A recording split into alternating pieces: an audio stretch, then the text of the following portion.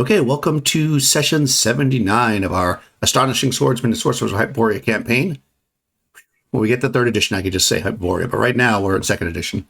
The party has traveled for about 40 days since they've left Calencia with a mission to head towards the Valley of Mists. The map they have seemed to indicate some kind of a passageway under the mountains and into the valley, as rumors and legend of the valley shows no way to get in kind of from the top.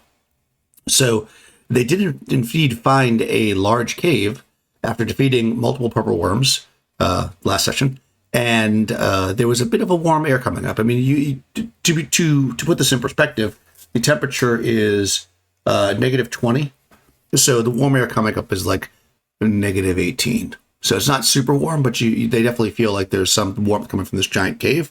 It is a very dramatic, though not impossible to walk down without falling on your butt slope going in.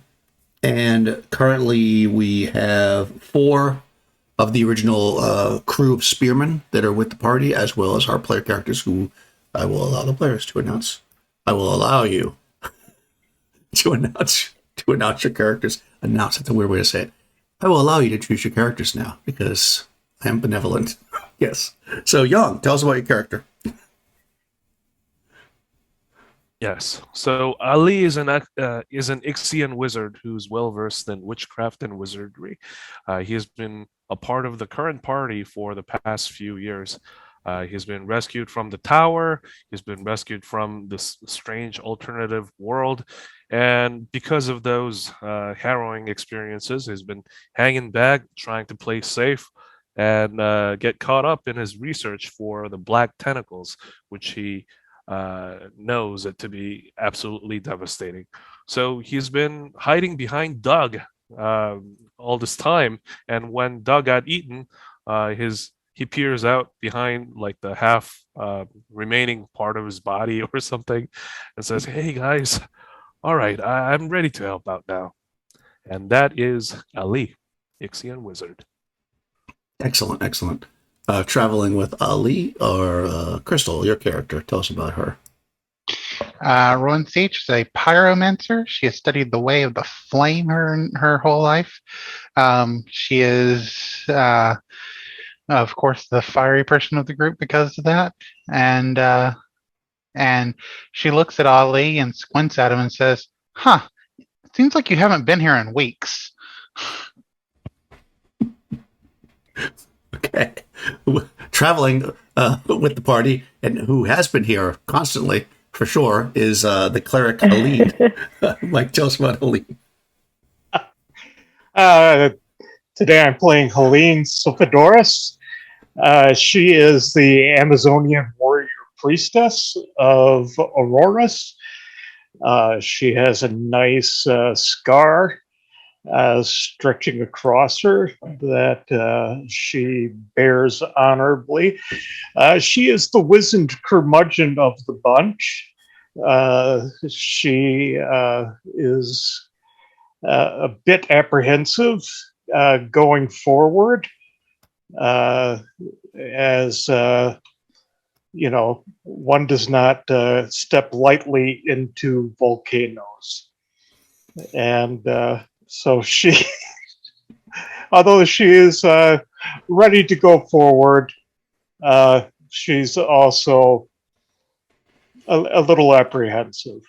And that is Helene. That seems very reasonable. Probably the only person excited about the volcano maybe is Rowan Seach. And rounding out the group, Nikki, tell us about your character. Well, I play Pinesta. She's a bard.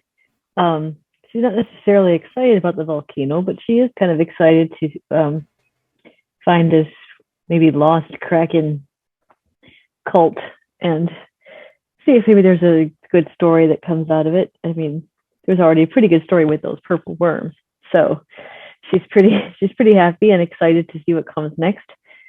She's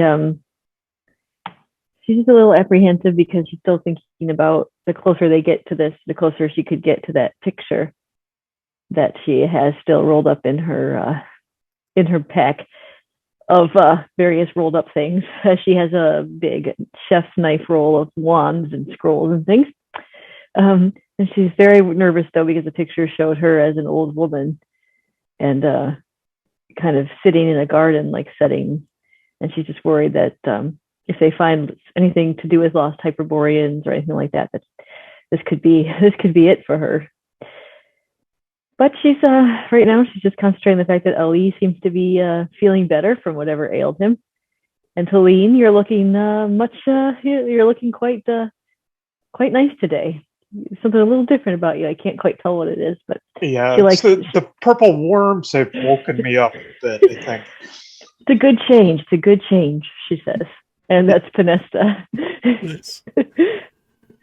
All right. Yeah. So you're looking down. This is a pretty large cave opening.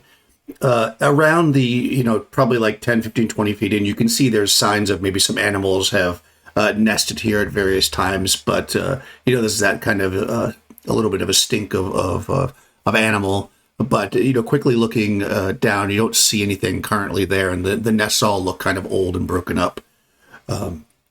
It does drop down further than you can see with the amount of light that you have. It is a full moon. Let me actually just take the moon here. Yeah, you're coming up on a full moon on Phobos, and you are.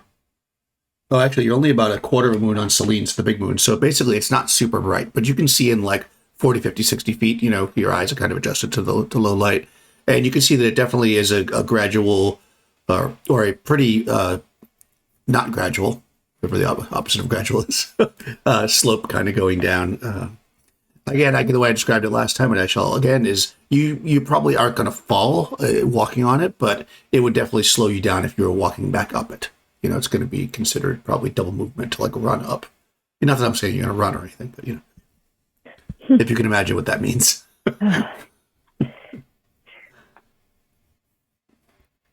And also, I should mention, I think I did last video, that you've kind of worked your way up the mountain, and you've come to this opening, and then it's basically just sheer cliff going straight up. Another 1,000 or so feet up. You don't see any other real entrances here at this spot, and then the path basically ends.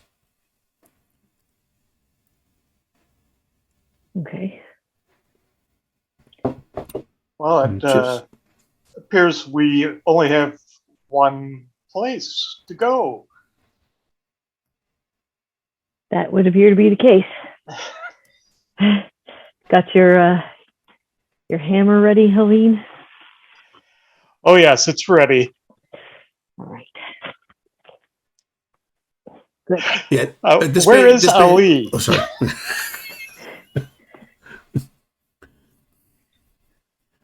Yeah. Ali, are you with us? Well, Doug. I'm trying to wet my broom here because it is susceptible to fire, and I would Wetting hate to, his broom. Yes. It's the first I've heard of that. Yeah, well, I mean it in a literal sense, you see, Yes. because it's susceptible to fire, and I'd hate to have my broom burst into flames. Are you urinating on it? Is that what you're doing? Come on, just because I'm an Ixian doesn't mean I do that. Well, I was just wondering. I mean, that would be the best route, I would say. We Ixians are cultured folks, and we would do no such a thing. And he pulls out his, canteen or water skin, and he continues to pour water down his broom. Okay. Yeah, definitely. Yeah, you could. I should mention this coincides with the map that you followed, where you're at. But if you wanted to explore up, you do have. I know that you do have a means of getting up higher. But as far as walking, this is as far as you can go. And there are 8 of you, so. Well, Pinesta, let's get cracking. Okay. I will roll out the carpet. I think I'm going to leave the carpet dry, though. I'm not going to wet the carpet. Don't worry. If anything happens to the carpet, I'll put it out. Helene, you want to take Rowan's each, or I'll take Rowan's each. You can take Helene, Ali. There are All 8 right. of us, so we have to make trips. Yeah. Okay. Oh, sure. I get the stick. Okay. Sure, hop on behind me. Yep. This is very comfortable. So where are you going with the? Where are you going to fly to? You're going into the tunnel, or are you flying like up the sheer cliff? You Once said as far as we could go walking, so Yeah, well, I mean, as far as the path, because effectively you follow this like winding path up the mountain. There's a cave entrance, and then it's like sheer cliffs. So yeah, if you wanted to go further up, you would need to fly. You could walk into the cave if you want. I mean, you could also fly into the cave. That's up to you. do you guys want to fly up and see what we can see before we go in the cave? Us four? Can't hurt. Sure. Seems like Henchmen all kind of look around. Well, actually, I'm going to say it could hurt. It could hurt a lot. Yes.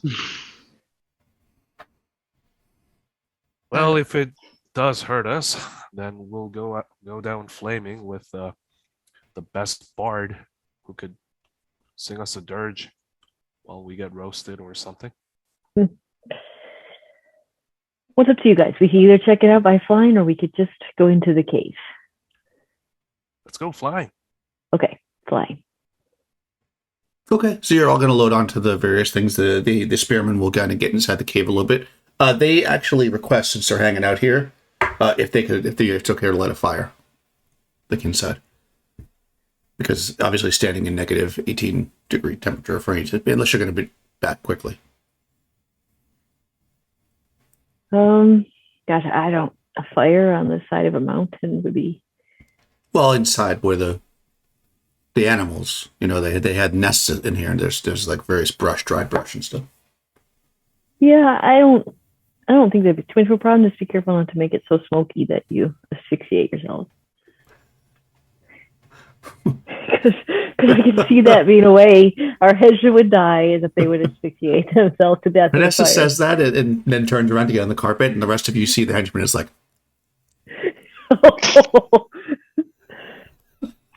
I mean, really? Like, they've been fine. No. Yeah, it's fine. So they go inside and they light up a little fire. And you're able to get up on your. Go ahead. Ali's gonna tell his little familiar, Kasim, you be good, okay? Stay with the henchman. He literally says henchman. Yeah, we don't use names around here. So yeah, you get on the carpet and the broom, and you start to fly up. Everybody can roll a d6. Okay. D6. 2. Oh, nice. Okay. Oh, crystal. You're welcome. Of course. Right.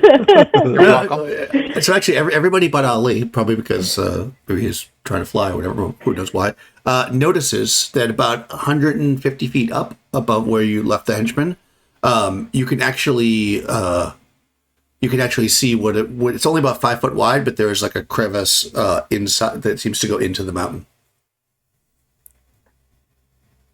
There's not much of a ledge there. It's a little bit of a ledge, but there's like it's like a small ledge, and then basically like it probably. Oh no, none of you are there. I think every character that interacted with that is not here anymore. I'm pretty sure because it was yeah. Okay, nobody here has seen this. I'll tap Ali on the shoulder and point it out to him if he hasn't seen it. What is it? That breach over there. Do you see? Squints. I think I do. I'll What literally is it? grab your ears and point your head in the direction. Hey, watch the ears. And That's he it. turns. Yeah. And he has no idea, I don't think. Yeah, it's like a 5 foot wide, maybe 8 foot tall. It's like basically a crack. It seems more natural, than human or a creature made, as does the one below. It's if you fly close enough to it, you can look in. You can see that it seems to go.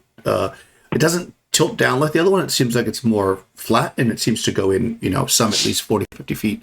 You don't really see an end to it without some kind of light source. Okay.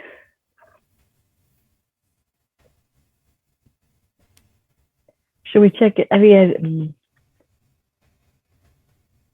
Yeah, Ali pulls up next to Panesta's, flying carpet on his broom, like a motorcycle rider does next to a, SUV driver or something like that. And he leans over and says, "Well, Panesta, what do you think we should do?" Well, can we? I don't know if we should leave our henchmen. I would like to check this out, but I don't want anybody to get hurt. Bring them up. We could. There's not much of a ledge here for many people. Maybe we should just send one of us ahead and look inside. Well, you have that neat trick with your eye. Nope, that was Brickhild. Oh. Oh wait, yeah, my eye. That eye, yes, that eye. I know which eye you're talking about. Yes. Yes, that eye. I forgot about that eye for a second. Okay, yeah, I'm on the carpet. I should be able to do that. I just gotta cross my legs, I think. Yeah, I'll keep us flying. Hold on, let me read the instructions on how to do that again. I open up my book, start like flipping through pages. It's like Yeah. I pull my furs closer around me as it is very, very cold up here in the wind. All right, get me as close to the ledge of that as you can, so that I have enough. Because I can only go. Hold on, let me see.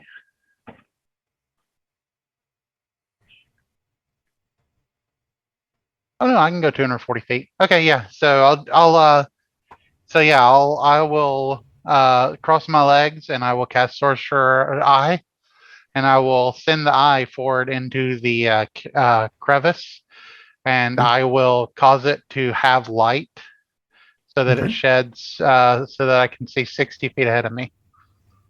Okay, nice. You use your sorcerer's eye, and it kind of goes in, and then there's light, right? Because the eye itself is invisible, but there's kind of like a glow. It floats in, and you can see that this cave is definitely a natural cave. It doesn't look like, you don't see any like footprints or tracks or any kind of like issue, like any like moved rock or whatever, like something's passed through here, like snakes or anything. Snakes. And you go forward 240 feet, it just keeps going. Like it seems pretty flat from what you can tell from hovering. There doesn't seem to be anything occupying the cave, and it just seems to kind of go on for at least that far, and then it goes, you can't see any further, basically. Well, I guess you could see 300 feet, because 240, and then plus you can see 60 feet in front of the light. So it goes through the 300 feet, and you're basically, at the end of your vision, if you will.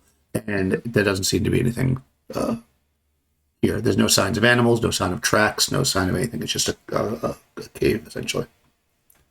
It just goes on and on, seemingly forever. I can't make anything else out of it.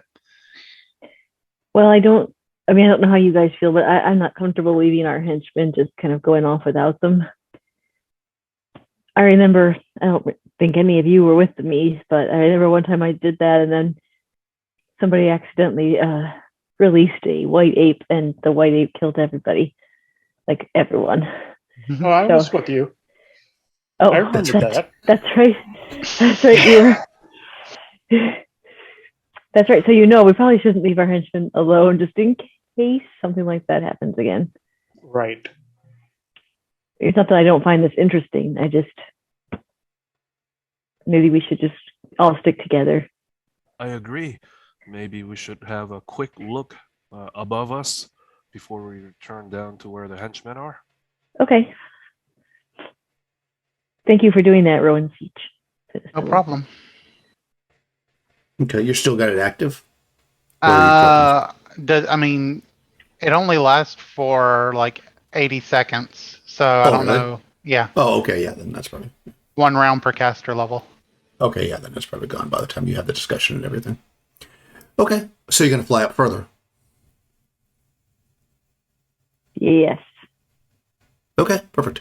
Yeah, you fly up, all of you up on the various magical carriages. You fly up. You like that word, carriage?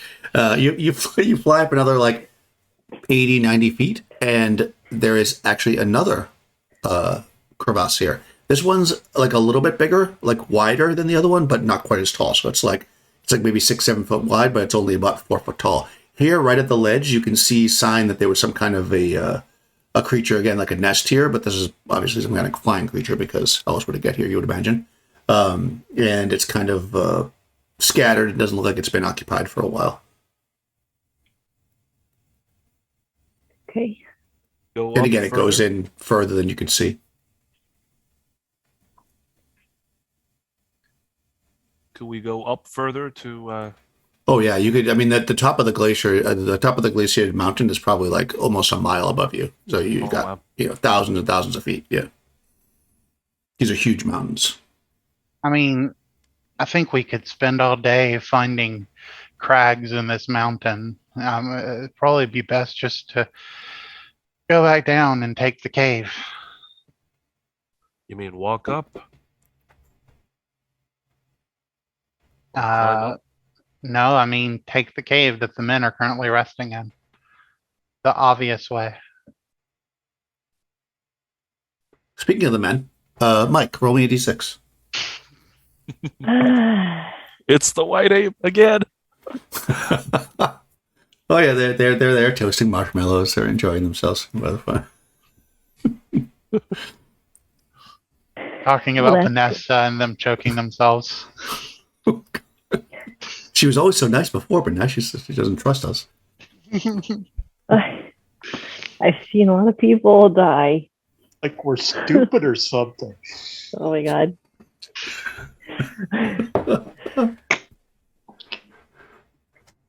All right. So so you're now like over 200 feet above them. Basically, they're inside the cave. You can probably see a little bit because it's dark, obviously. So you can see some light from the fire. It doesn't look like they have a huge fire burning, but you can see some kind of flickering below you. Like I say, there's this kind of more squat cave in front of you. Also seems to go in further than you can see, based on the light you have. And then there's the one below you that's 5 foot that you checked already. That's went on beyond 300 feet. And then all the way to the very bottom is that one with the sloping passage that the henchmen are waiting in. Okay. Well, shall we go back and, as Rowan says, take the cave? Sounds like a good idea. Okay. Sure. What's that, Helene? Oh, you said sure. Okay, sorry. Yeah, I thought you said sure. or. Sorry. All right. Cave it is. That's okay. I'm used to people not listening to me. So Oh, I just misunderstood you. yeah, I understand. Yeah. And Okay. Ali turns back and says, Helene, I heard you. I heard you very clearly. Helene is often the most quiet person of the party, and then often the boisterous, depending on the day of the week. So yeah, so you guys go back down to the ground, and I'm upset about the purple worms. makes sense. Yeah, so you go back down to the bottom, and the henchmen are there again. They're keeping warm by the fire. They see you, of course. One of them was standing with the on guard while the other three were warming themselves. And then they all stand up when you come, and they say all clear here. We haven't heard anything. Daniel, I got a quick question for you. Mm-hmm. Is a purple worm considered as a mundane animal? Oh, that's a good question. I don't think so. No. Okay. I'll check it though, but I'm gonna guess no. Okay. What do you mean to like control, like animal control or something? Yeah, control mundane animal control. I would say no. No, you want it. It's that would be considered a monster. Okay. For that case, I would say. I mean, I'll check just to see what it says, but I don't think so. Yeah, I was imagining something like Dune, That would be amazing. Yeah. Let me just see. Worm purple. Let's see what it says about them. That would be pretty cool, though. If you start riding purple worms, that's going to be lank.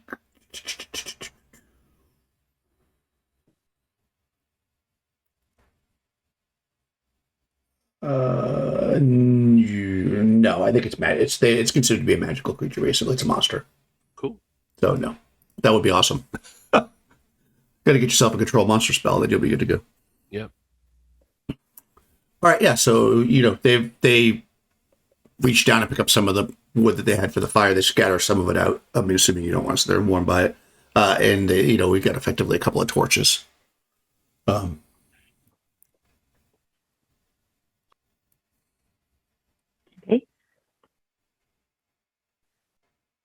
Okay. You guys are going to go down. You're going to go down the sloping tunnel.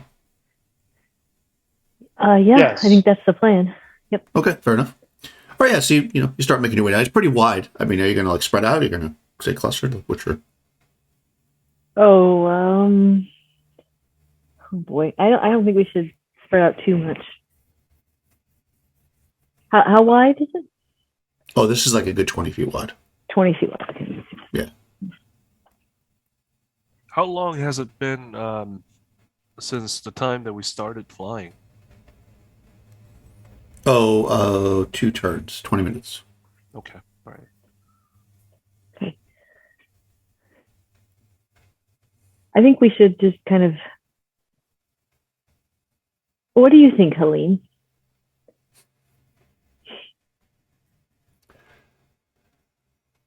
Well, this is odd. Well, I'm, trying out a new management style. So, To actually ask me something? what do Okay. what do you think? Should we all stay together? Should we spread out a little? Well, you've thrown me off. I'm used to just sitting here and minding my own business. I think we should separate a little. Okay. All right. I will. How many henchmen we have? 1, 2, 4. 3, 4. 4. Right. I mean, we have Doug and And who are new the other Doug. 3? You, Doug. And new Doug. Yeah, only the leader gets a name. It's weird too because they're all female, but Doug is a female name in this world, I guess. New Douglina. Dougolina.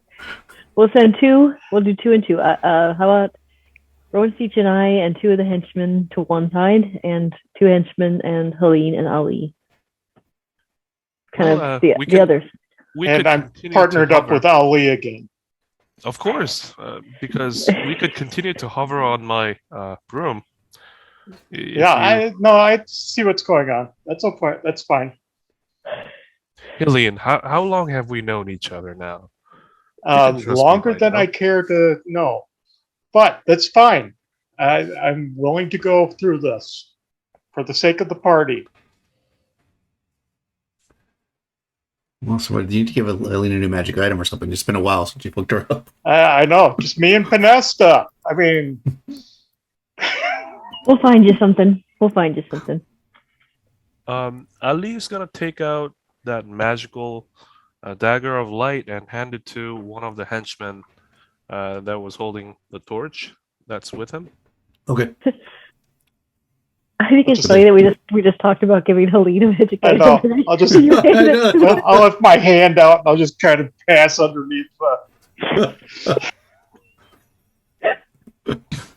You're like, oh, let's give Eileen something. Here you go, henchman. Never mind. Wow. No, it's okay. That's fine. Okay.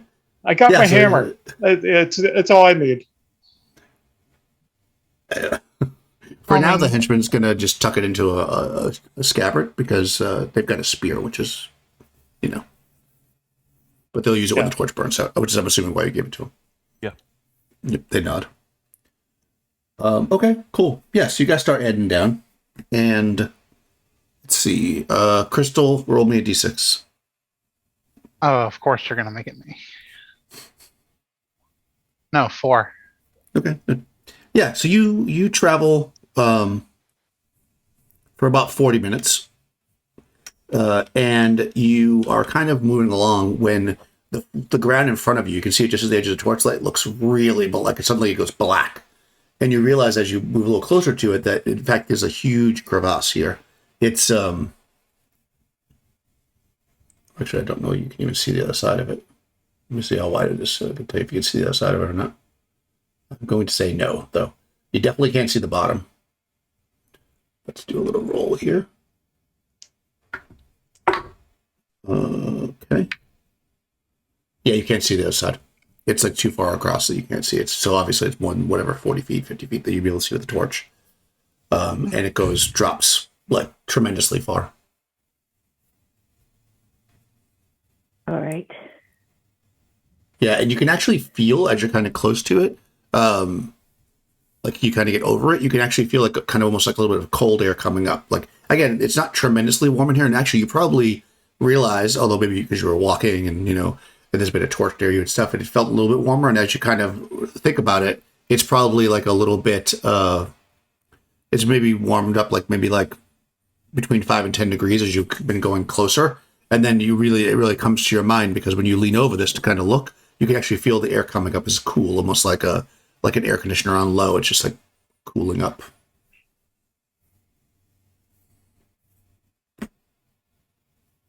Okay. I'm gonna I'll do a kind of pick up a rock from the cave floor and drop it down the crevasse trick thing. See how long it takes to hear the. I mean, if it brings up a tentacular monster from the depths, I mean that's just expected. So. Okay. How deep it is, actually. I know that it's tremendously deep. Okay. Ooh. It doesn't. You hear it. You drop because you do throw it into the center or out in the middle. You just drop it. I'm gonna kind of toss it out, not way far, just kind of away from the side so that it doesn't hit the sides going down.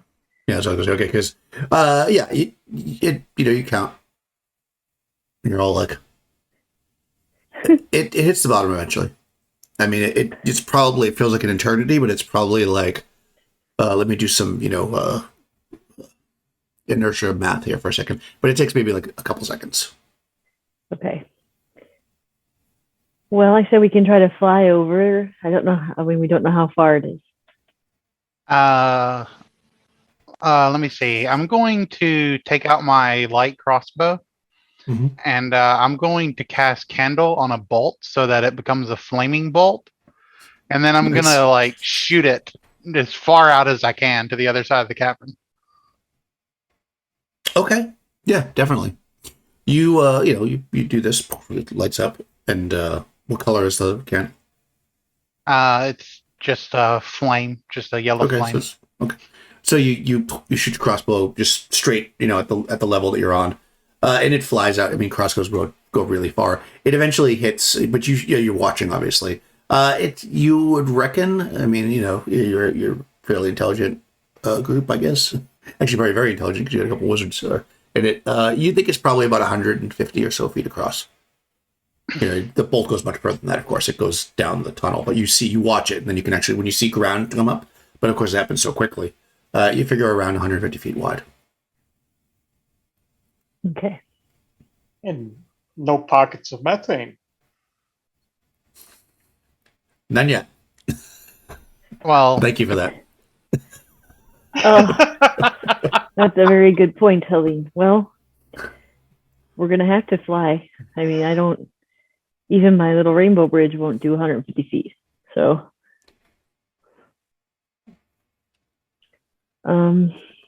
So good. Well, allow me to assist. And he casts, he says, perhaps I could make the flying carpet larger so that we could carry more people. ooh, can that happen, Daniel? Yeah, I mean, why not? I think you're smart enough to know this. You can make the carpet bigger, but it won't actually carry more. Okay. Yeah, because the maximum weight is the maximum weight. So, because enlarge very specifically doesn't make magic items more powerful because it makes them larger. So, I'll say that you could theoretically make it larger if you were trying to bring somebody bigger, but it won't carry any more weight, which means that you still can only really carry 2 people. Okay. If that makes sense. Yeah, they could lay down though. It'd be like first class. Leg room. Yeah. And that actually would be very useful at some point, I'm sure. But at this moment, it won't carry more weight. Yeah. I think if we were to carry more people, it just simply cuts down on the speed. Let me see. Yeah, well, you have a 500-pound maximum, I think, period, right? I'm not just, mistaken, yeah, I have it right here. Hang on. It's right in my list here. Can bear 2 unencumbered or 500 pounds. It fly at 60. At 600 pounds, its speed is reduced to 30. Okay, so you carry And 600 then pounds. anything heavier will ground it. So Yeah, you could probably get 3 of you on there then, if you enlarge it. okay, I mean, we you only know, have a 30 movement. Yeah, that's fine. Yeah, it'll just go slower. Just make sure you time that spell well so it doesn't shrink again when people are on it. All right, Ali, let's do this so we can get over this crevasse. It takes 1 turn, by the way. So To cast yeah. it? No. It lasts 1 turn. Okay. And the movement of the carpet is 30. So in this 10 to the day, you could probably get... You might be able to do 2 trips with it. Yeah, you know, if you want to risk it. But it'll be tight because that's 9, basically. Okay. I mean, I'd Well, say yeah. we save that spell because we might need it for something else. Well, it is a simple spell, so I don't mind using it now. Yeah, and he casts it. Oh, simple spell from a simple man. All right, let's so we don't have a lot of time, so I'm Okay. gonna put Rowan Seach and a henchman and myself on the carpet, and Okay. So then you drop off 2 roads each and the henchman on the other side? if Rowan Seach is okay with that. Yeah, I'm fine. Okay. Okay. And I'll Crystal, roll a drop off- d6. Oh, I knew it. Okay. No problem. I'll also drop off Helene. That one's ferry for on you, the back. Tony. Boom. That one's for Tony right there. That's what's telling you right there. Yeah. Perfect. Can you still fly? Because you've now been an hour. How long is usually your isn't it 1 hour? Or you want to use another? The broom, it charges. I have to charge it after 1 hour. Yeah. So you're basically right there because you traveled 40 minutes down here. Okay. So you probably, I mean, you can use it again, but you use up the, right? Yeah, it's I gonna. can't remember how it works. I'm gonna need to wait 10 minutes before it could fly again. Oh, okay. Okay, so the 3 of you drop off 1 henchman and Rowan Siege. Perfect. Crystal, roll 3d6. Okay, here we go.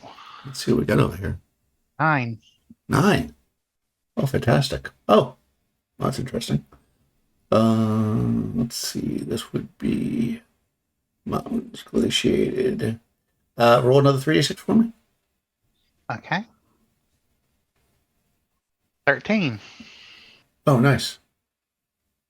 Oh, you're there. You know, and Vanessa starts heading back. She's got to go quick, obviously, because she's got to get back and forth. Now the carpet moves faster on the way back, of course, because you're by yourself.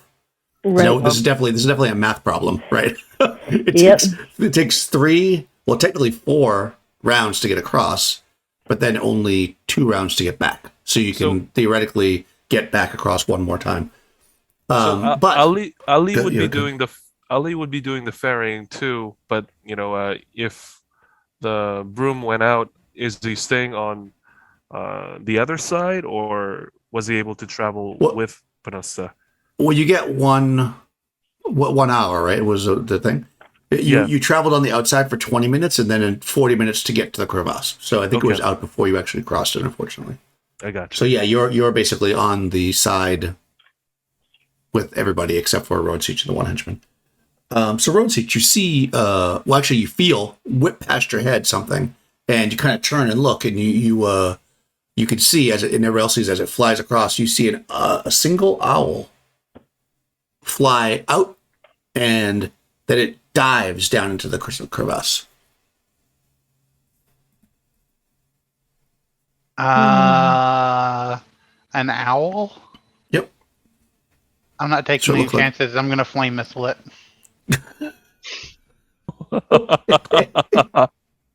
Wow. Okay. Well, Yeah, I mean, shooting a flame down the top wasn't a problem, but we'll see.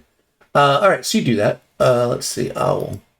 That's going to be under beast. No, not owl bear. I mean, just it does automatically hit, or do you have to roll an attack? It automatically hits. Oh, okay, do some damage. Okay, and that'll be 4 unless it's undead. It does 4d4. No, it is not undead. So it does 4 points of damage. Okay. So yeah, 11 points. 11 points. Oh, well. Yeah, that was a very. Yeah. I mean, it was like very fast. So, Yeah. and then I had to make a quick decision. I was like, no, you're not going down there.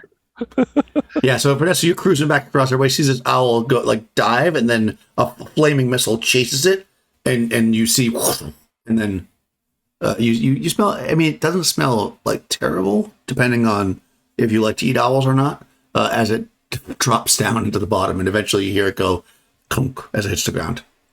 It's probably some flames kind of kick up a little bit, so you see a little bit at the bottom, but not much. And then it's roasted owl.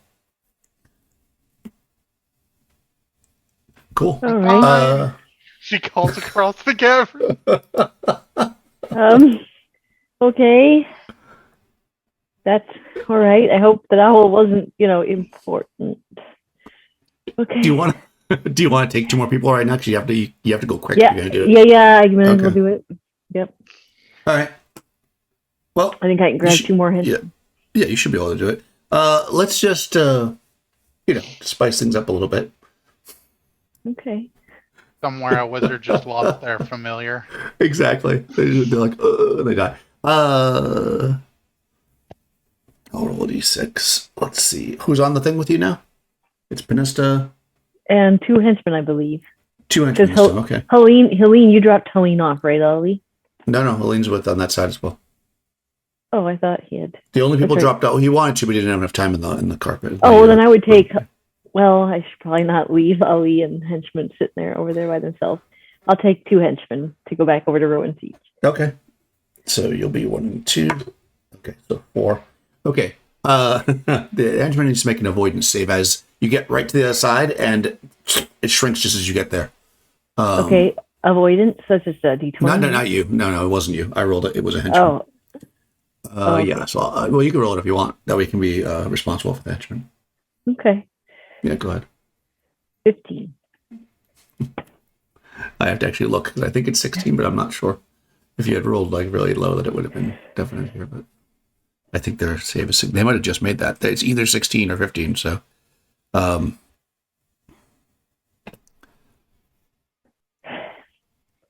if they fall, it's their fault for giving me sass. That's Just true. so It's the one too that gave you sass. It's definitely the one. But no, I'm gonna roll randomly. So which one it was. Okay, so the crew. I gotta open this document.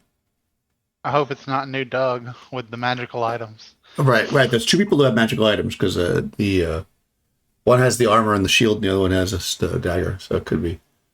There's about a 50-50 chance there's going to be somebody with a magic item. Okay, so their saving throw is 17. Okay, nope. So one of the henchmen, roll a d4, Crystal. Okay. 3. 3. Oh, okay, no, not one with magic item. So yeah, one of the henchmen is like, he's getting to the other side, he's kind of looking back, and then all of a sudden the ground drops out from below him, and really, literally, and Vanessa and the other henchman kind of cruise over, and they're like,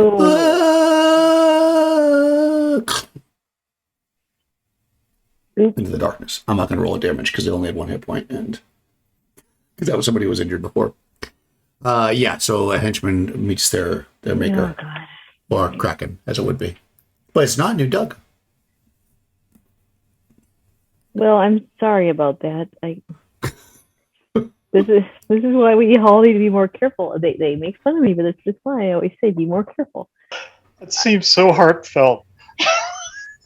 Well, I'm old now, so I age like 10 years. That's right. We missed. I skipped that part where you aged 10 years because there was a giant fiery Prenesta as well. Mm-hmm. Yeah, we missed all that. All right. So this henchman falls down, and And then there's like an eerie silence because, you know, obviously you're trying to be like, go through this cave and then somebody just screamed at the top of their lungs. So there's that like moment where you're like, you don't hear any more owls or anything. Or any movement at the bottom. Yeah. It's weird that there was an owl, I say. You know? Panesta's with Ali's side, or which side is she at? No, I'm on Currently, the other Panesta side. is on the side with, so on one side of the pit, right currently, we've got Panesta and a henchman who just made it over, as well as another henchman who was there before, and Rowan Seach. On the other side of the pit, we have a henchman, and Ali, and Helene.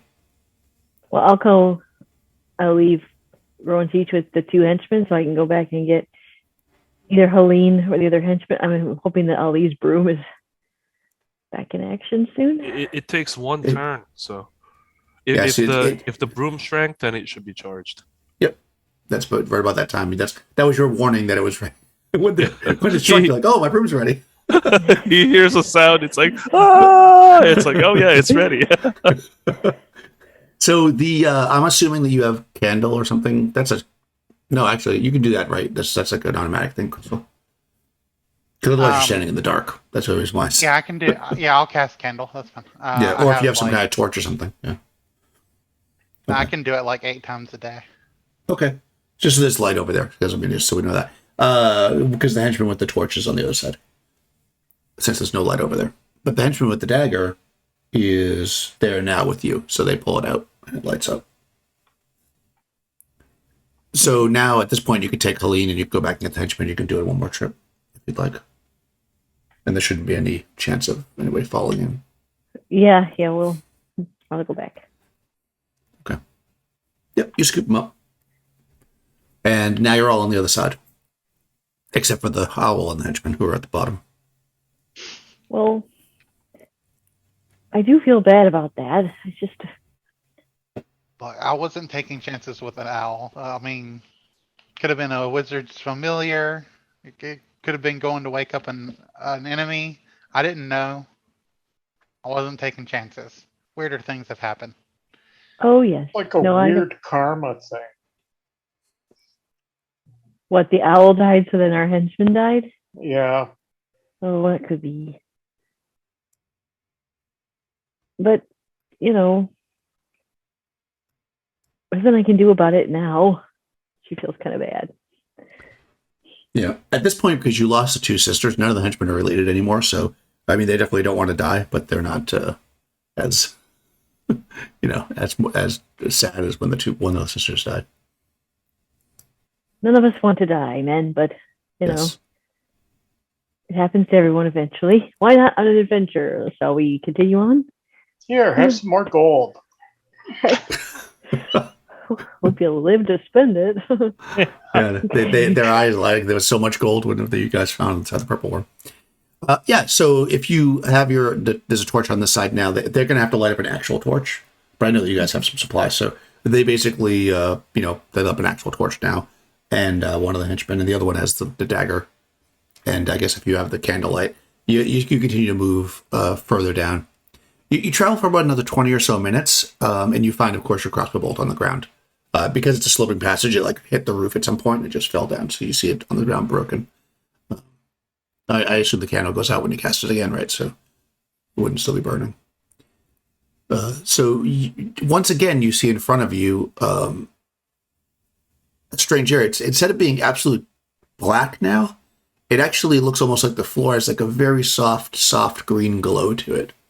And as you approach, you see that, again, this is a crevasse, except you can see the bottom. It only drops down about 100 feet, and there's a cave opening down there, and through the cave is a very soft green light coming through. You can also hear, as you kind of get down there, it's kind of muffled, but as you get down and listen, you can actually hear what sounds like water. Water rippling, like not a rushing stream, but like kind of a soft water rippling. And it's unlike the other crevasse where cold was coming up. This one, warmth is coming up, and pretty significant warmth. And again, you realize as you feel it that it's gone up like at least another 10 degrees. Like it's probably only about 0 degrees where you're standing. And when you put your hand in this down here, it's like much warmer than that. It doesn't say that it goes out. It just says it lasts for 1 hour. Oh, Says- well, then you find the burnt. Yeah. So you have 2 now. Yeah. So if you want to pick that up, you have 2. Yeah, I mean, Yeah, why not? someone can. It shouldn't be a hot flame because it says that it sheds a 15-foot light that can be placed on an object. Evokes a hateless candlelight flame. Oh, awesome. Yeah, yeah. So one of the henchmen picks it up. So now all Okay. 3 of them have light. Probably the one with the dagger actually puts the dagger away and uses that. Ali approaches him and say, "Hey! If you're not going to use that, I'd like to have my dagger back." Oh, yeah, of course. She pulls it out and gives it to you. And then he turns to Helene and says, "You could never be too safe with your items, right?" And he sheaths it. It's kind of like an afterthought. I mean, thank you. It's like regifting. Oh, no, I don't think he gave it to you. Yeah, he just kept it. Oh, He just showed you that he took it back. Oh boy. never mind. It's okay. Ali, don't tease Helene, I will say. And I'll look down at you. It's just Celine. Don't worry about it. He chuckles. It's okay. By the way, Helene, do you ever use dagger? I've never seen you use these bladed and pointed. Oh, don't worry. I know. I'll just hang back here. And I'll heal you. You know, whatever.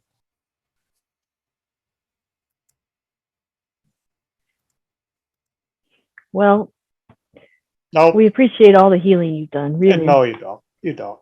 I mean, I do. Without you, I'd have been dead with those wyverns.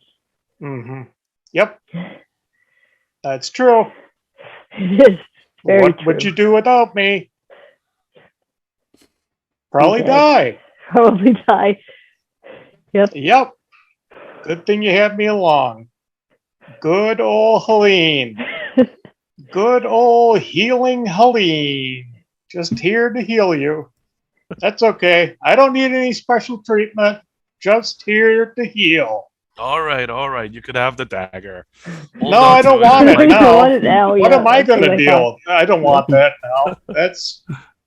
I can't use that. What am I going to do with that? He smiles.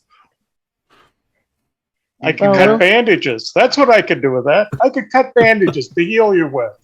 I'm sure we'll find you something else. Yeah. This is gonna. I mean, just mechanically, not to interrupt the thing, but you actually can use a dagger in this system if you want to use it. But yes, your hammer is a much more powerful weapon. Yeah, I'm not going to use that dagger. Not now.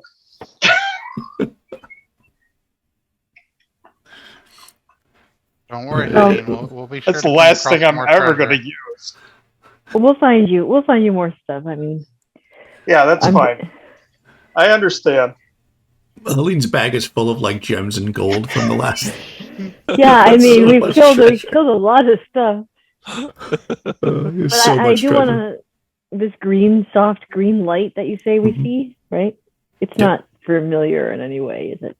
Like, it's not sickly. That's a good question. It is familiar.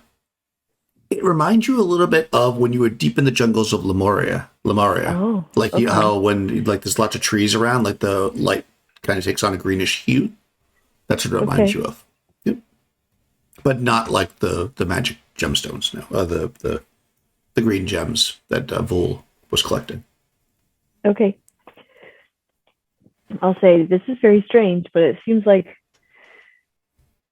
we might be coming upon some sort of strange not jungle, but it could be some sort of forest under the mountain. You mean like a valley? Like a valley of mist, maybe. Could I'm be. just guessing. I mean, We're going in the right direction. I think that's true. it's green mist. Valley. Valley is lower than a mountain. Cassim, That's true. Go ahead, Alex. I'm explaining this for our stupid henchmen. Wow. Thanks for like.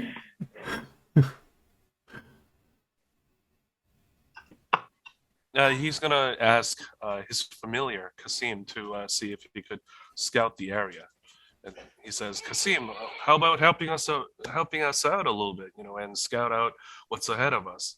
And the crow turns to him and basically says, "Are you kidding me? You've seen what happened to that. You saw what happened to that owl. I'm not going anywhere." That's true.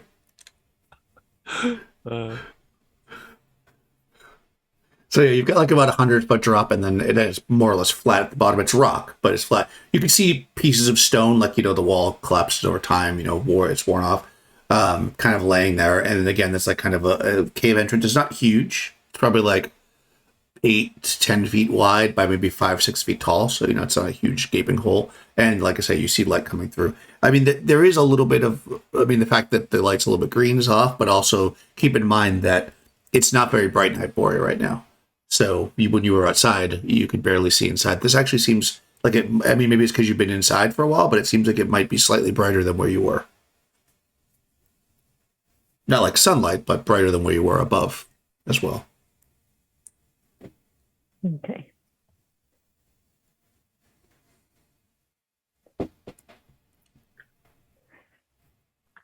I think we should go forward. Yeah, forward. Okay, you're gonna fly down? Like, what's your? How many minutes do I have left on that broom? There was about 20 minutes to get this far, so you're gonna like about 40 minutes left. Okay. Yeah, he says, all right, you want to hop on again, Helene? You and I want to scout out what's ahead of us? Sure. We'll keep walking. You're gonna walk down? Well, I can only take one person on the carpet. I'm not going to leave the henchmen. So if you guys go scout out first, then we can keep walking. There's not really much further to go. You could try to climb down. You're basically at another crevasse. Then we do Unless you have want to to walk back up. We could, climb or drop a rope or something. It's about 100 foot, though. That's okay. We'll fly down. Yep. All right, we'll elevator this. Yep, I'll take. Rowan, do you want to go first, or do you want me to take a henchman first? I'll go first, just in case there are owls. Okay. I don't have any more flaming missiles this time, so this time it's going to have to be a fireball. Oh, great. I mean, an owl flying through the cave is, it was a little upsetting. So yeah, so you Ali and Helene go down in the broom, which is pretty quick, while you're rolling out the carpet and setting up to start chauffeuring people down. You drop down again about 100 foot, and then you kind of like move close to the cave edge, and you look out and you can see effectively you can see there's like what you imagine to be like a bit of a plateau, because then it drops off again. It's only about maybe like 50 foot out, maybe 50 foot wide, so it's like a little flat like landing part or whatever you want to call it. And then it drops down, but you can see beyond that, and you can see that there is a forest there. And if you kind of pull out a little bit, so you look up, you can actually see that the sky is kind of this like strange, misty, almost not quite. It's like a translucent mist, and you can see that it seems to be amplifying, for lack of a better way to describe it. It's the sunlight that is hitting it, or the moonlight, as this would be. So it's actually a bit brighter in here than it is outside. And then all the branches and trees and stuff are kind of reflecting it all around. You've got like this overall kind of greenish feel to the whole place. But yeah, you're basically on a bit of a raised area. Actually, you can probably see, you can see that obviously you're up, but beyond it, you can see the edge of what is a lake or something, like a large body of water. And with a beach that looks to be of like a grassy beach, like weeds and stuff growing up on it. Sort of like a valley of mists. That's it. I will yell out, I think we found it. Yeah, and it is significantly warmer when you come out. Like you're like it's probably like 50 degrees, which of course is, considering it was negative 20 on the other side, it's really warm. I'm actually perspiring. A little glow. Well, I'm happy that it's warmer, that's for sure.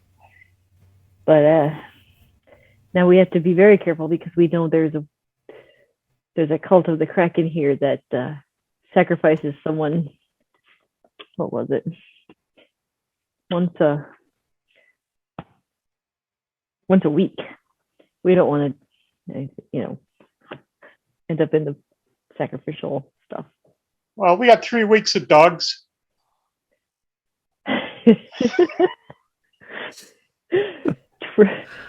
Jeez, I'm just kidding. I'm just kidding, you guys. Oh, it's probably true. Okay, we're here. There is a Kraken cult here, though, kind of a bad one. So I probably shouldn't be yelling then. But look at that beach. Yeah, it is nice after all the negative 18 degrees. Yes. But yeah, so if you eventually get everybody down to the bottom and you kind of move out onto this this basically this little plateau, you look down and it's only about 30-foot drop, and you're effectively over a lake. You can see that this lake is probably like quarter of a mile wide, out to that beach area. That's like it's like a meadowy area, so it's not like a sand beach, or it's like the brush, and not brush, but like grasses grow right up to the side. You do see fairly common or fairly rapidly, or every once in a while, but like because being so large the space is, probably almost every second you see it, though not all in the same spot. You see small geysers of what appears to be hot water, you're imagining, coming up because the steam comes off it. So like all over this lake. Oh. It doesn't extend too far in the sky. Probably only like 5 or 6 feet up, but you can definitely feel it's very, very warm in this area. And one more thing, sorry. Behind you, when you turn around and look behind you, you see just like sheer mountains going straight up, and to where that mist is. You can't see through the top of it, because I already told you that. Okay. So there's no geysers on land. It's mainly not that you just see, out of the lake. Okay. Yeah, they seem to be shooting up out of the water. Ooh, that's not good. If we stand and watch for a little bit, can we get an idea of, like, I don't want to be caught in one if we try to either, I think you said they're like 5-6 feet, but is there a pattern? Yeah, I mean, they're fair. They seem to be pretty random. Okay. How long do you want to wait? I mean, if you wait long enough, yes, you could figure it out. But if you wait like just a couple of minutes, it does seem pretty random. Pretty random. Okay.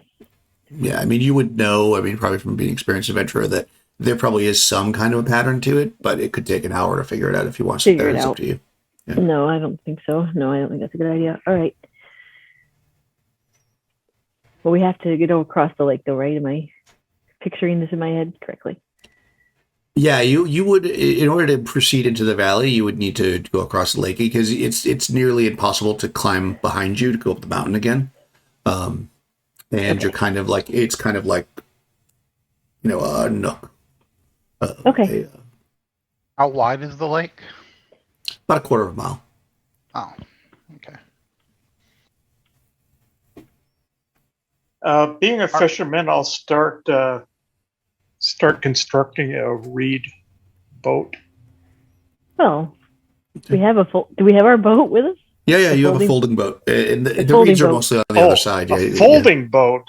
Yeah, we have a folding boat. Right. I've completely forgot about that. Yes. It's just that we have to be very careful because of these geysers. Yeah. Those purple worms really shook me up. So. Yes. And the boat's taking some damage, too. Yeah. Well, yeah, they do have a folding boat. I guess I forgot to mention that, Mike. Sorry. I think that I'm taking the boat is better, though, than trying to since we can't fly everyone over at once, I'd rather just do this once, like get across the geysers instead of having to fly back and forth, hoping they don't hit us. If everybody's okay with trying to use the boat, I think that's how I would want to do this. Yeah, let's go. Okay. Okay. Ali, Look good. he says, I would like to keep an eye on from above if I could. I'll leave. Actually, I'll take Kasim with me, and he polymorphs into a griffin again. Nice. Okay. All right, you call him up into a griffin. Oof, you're a griffin. The henchmen all kind of step back. Yeah, you can put the boat down in the water and then drop down. Like I said, it's only about 20 feet, so you can pretty easily drop down. So we'll just do this. Does everybody sail? I know Podesta can. Does Ron teach you know how to sail? Is that something that she learned? I know Helene also does. I don't remember. I can't remember if you were around when they learned how to sail. I don't You've think been part of the so. crew for a while. We'll just say that you probably do. I mean, you know how to sail this boat, but if you're a skilled sailor. So we'll just say whatever. I mean, between the three of you, Rowan Siege, Helene, and Podesta, you guys are pretty skilled at it. So let's say that we'll give you, in order to avoid all the geysers, we'll say it's challenging. Okay. We'll say you got a 4 and 6 chance of avoiding all the geysers before we get to the other side. So whoever wants to roll either Crystal or Nikki, you can roll a d6, and if you get 1 through 4, you're good to go. Otherwise, the boat's going to get hit by a geyser, and we'll see what happens there. Oh. I'm going to let you do it this time, Nikki. Okay, so you guys can blame me. Yeah. Well, we consider you to be the leader anyway. So. Oh, perfect. Yeah, you pretty easily between you're having studied them a little bit, the skill that Helene, Rosich, and Vest all have in sailing the boat, and plus you've been using this boat for the last 40 days, so you're pretty good with it. You're able to make it across with little trouble. Above Alia in griffin form, you see that there's definitely fairly large aquatic life under the water. Nothing comes to the surface, but you do see on several occasions relatively large shadows, if you will, like swimming and sometimes they go under the boat even, and they're maybe nearly the size of the boat. So there's, for a small lake, there's some pretty large creatures here. It might go underground. I mean, it's hard to really know, but you see probably like once or twice you see something fairly large swim under the boat, went around, but it doesn't attack the boat or anything. And you guys all, you end up on the other side. There's basically a meadow. This meadow is like a few hundred yards. You just have to get your boots in this a bit because the boat only goes so far, because it's not deep enough, and then you kind of slosh out and you pull the boat up and shrink it. But after walking through like ankle deep water for a couple hundred feet, you end up in this meadow that, like I said, has a few hundred yards, and it heads out 7 turns. Okay, it's not very far. I mean, the boat moves like 36 miles a day, so I mean, a quarter of a mile it couldn't have taken. We'll say 2 turns have gone by. So you get to the edge, and you basically see a forest. You see, and kind of like spread out in front of you in all directions is a very, very thick forest. Lots of growth of trees. It looks like the summer. I mean, Vanessa's been to Lemuria. I don't know if the rest of you have been. So you've seen like jungle before. It's not really jungle type foliage, but it has that thickness of the jungle to it, like very ancient and definitely untamed. But the trees are various types of trees that you've seen, but then many types you've never seen before. Lots of flowering plants, and it just looks very rich with life, plant life anyways. You don't see any mammals or anything like that, but you do see some birds and stuff kind of flittering around in the forest. Okay. Are there any obvious trails, or is it just all like a solid wall of forest kind of thing? There does not seem to be any kind of obvious trail here.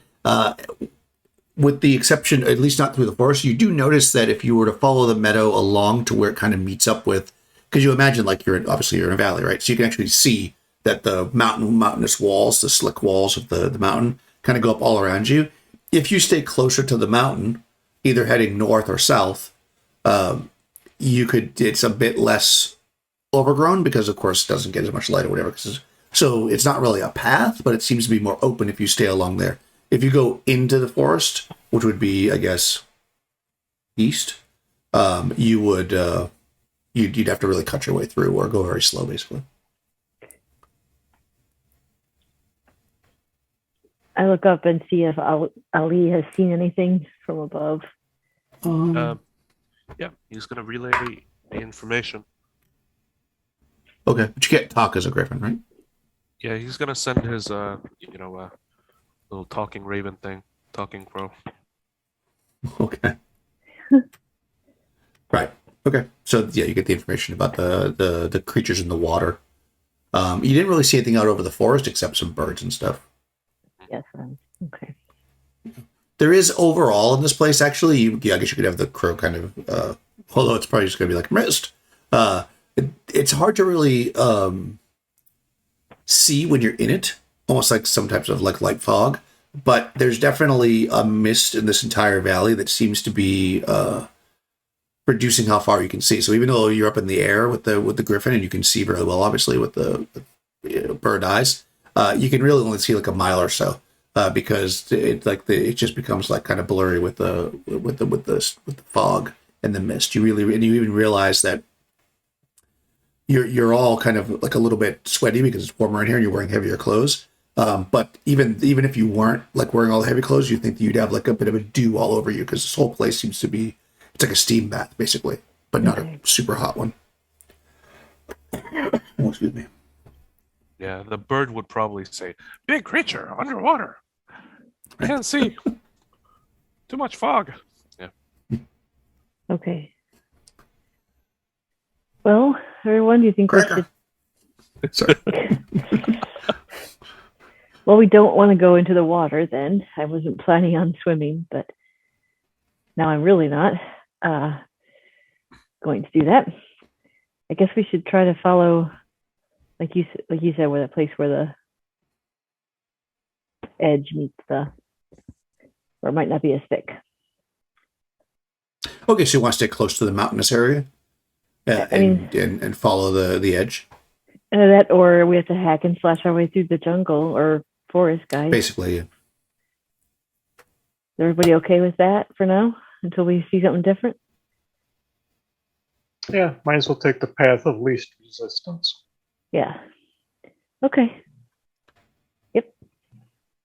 Okay, north or south? I mean, it's not directly north or south, but, more or less.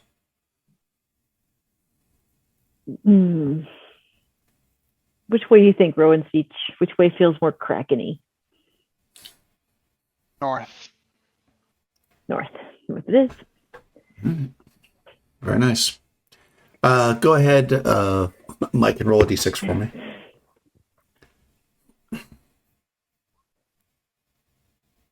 Nice. Awesome. All right.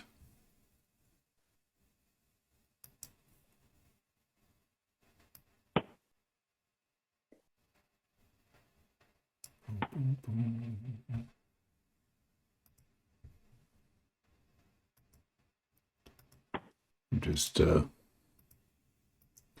got a little bit of a map here, but I'm not showing you because there's information on here you can't see. So, but I want to keep track of where you are. Okay, 3. Oh, all right. Young, since you're up in the air, roll a d6 to see if you see them. We'll give you only on a 1. Will you be surprised? Okay, perfect. Yeah, you see coming towards the party. Apparently following some kind of path that you can't that maybe is going to meet up to where they're kind of by the mountains. You see a group of 10. They look like they're probably like warriors on horseback. They're wearing like light mail coats. They've got like helmets on, small helmets. They seem to have maybe swords or something at their sides.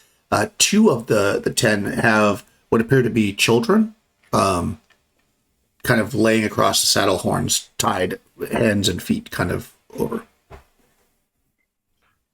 Yeah, Ali's gonna relay that information and say, through the Raven, and say, I gotta hear two this. children, two children, hostage, horse riders, ahead. Ah! Nice. Okay. Let's see. Okay. Well, I can't ask the question I want to ask, so Yeah, I didn't ask it's anything. been, also, you're probably got about one more turn left in the polymorph, so about 10 minutes left Okay. after how far you traveled. So you want to be on the ground, probably when it gets. Good thing you have a stopwatch. What were you going to say, Nikki? Well, given where we are and sort of what's happened in the past, I would ask, do the children appear to be larger than average? Like, are they Hyperboreans? With his griffin eyes, he looks at him. Do they look larger than small children, or?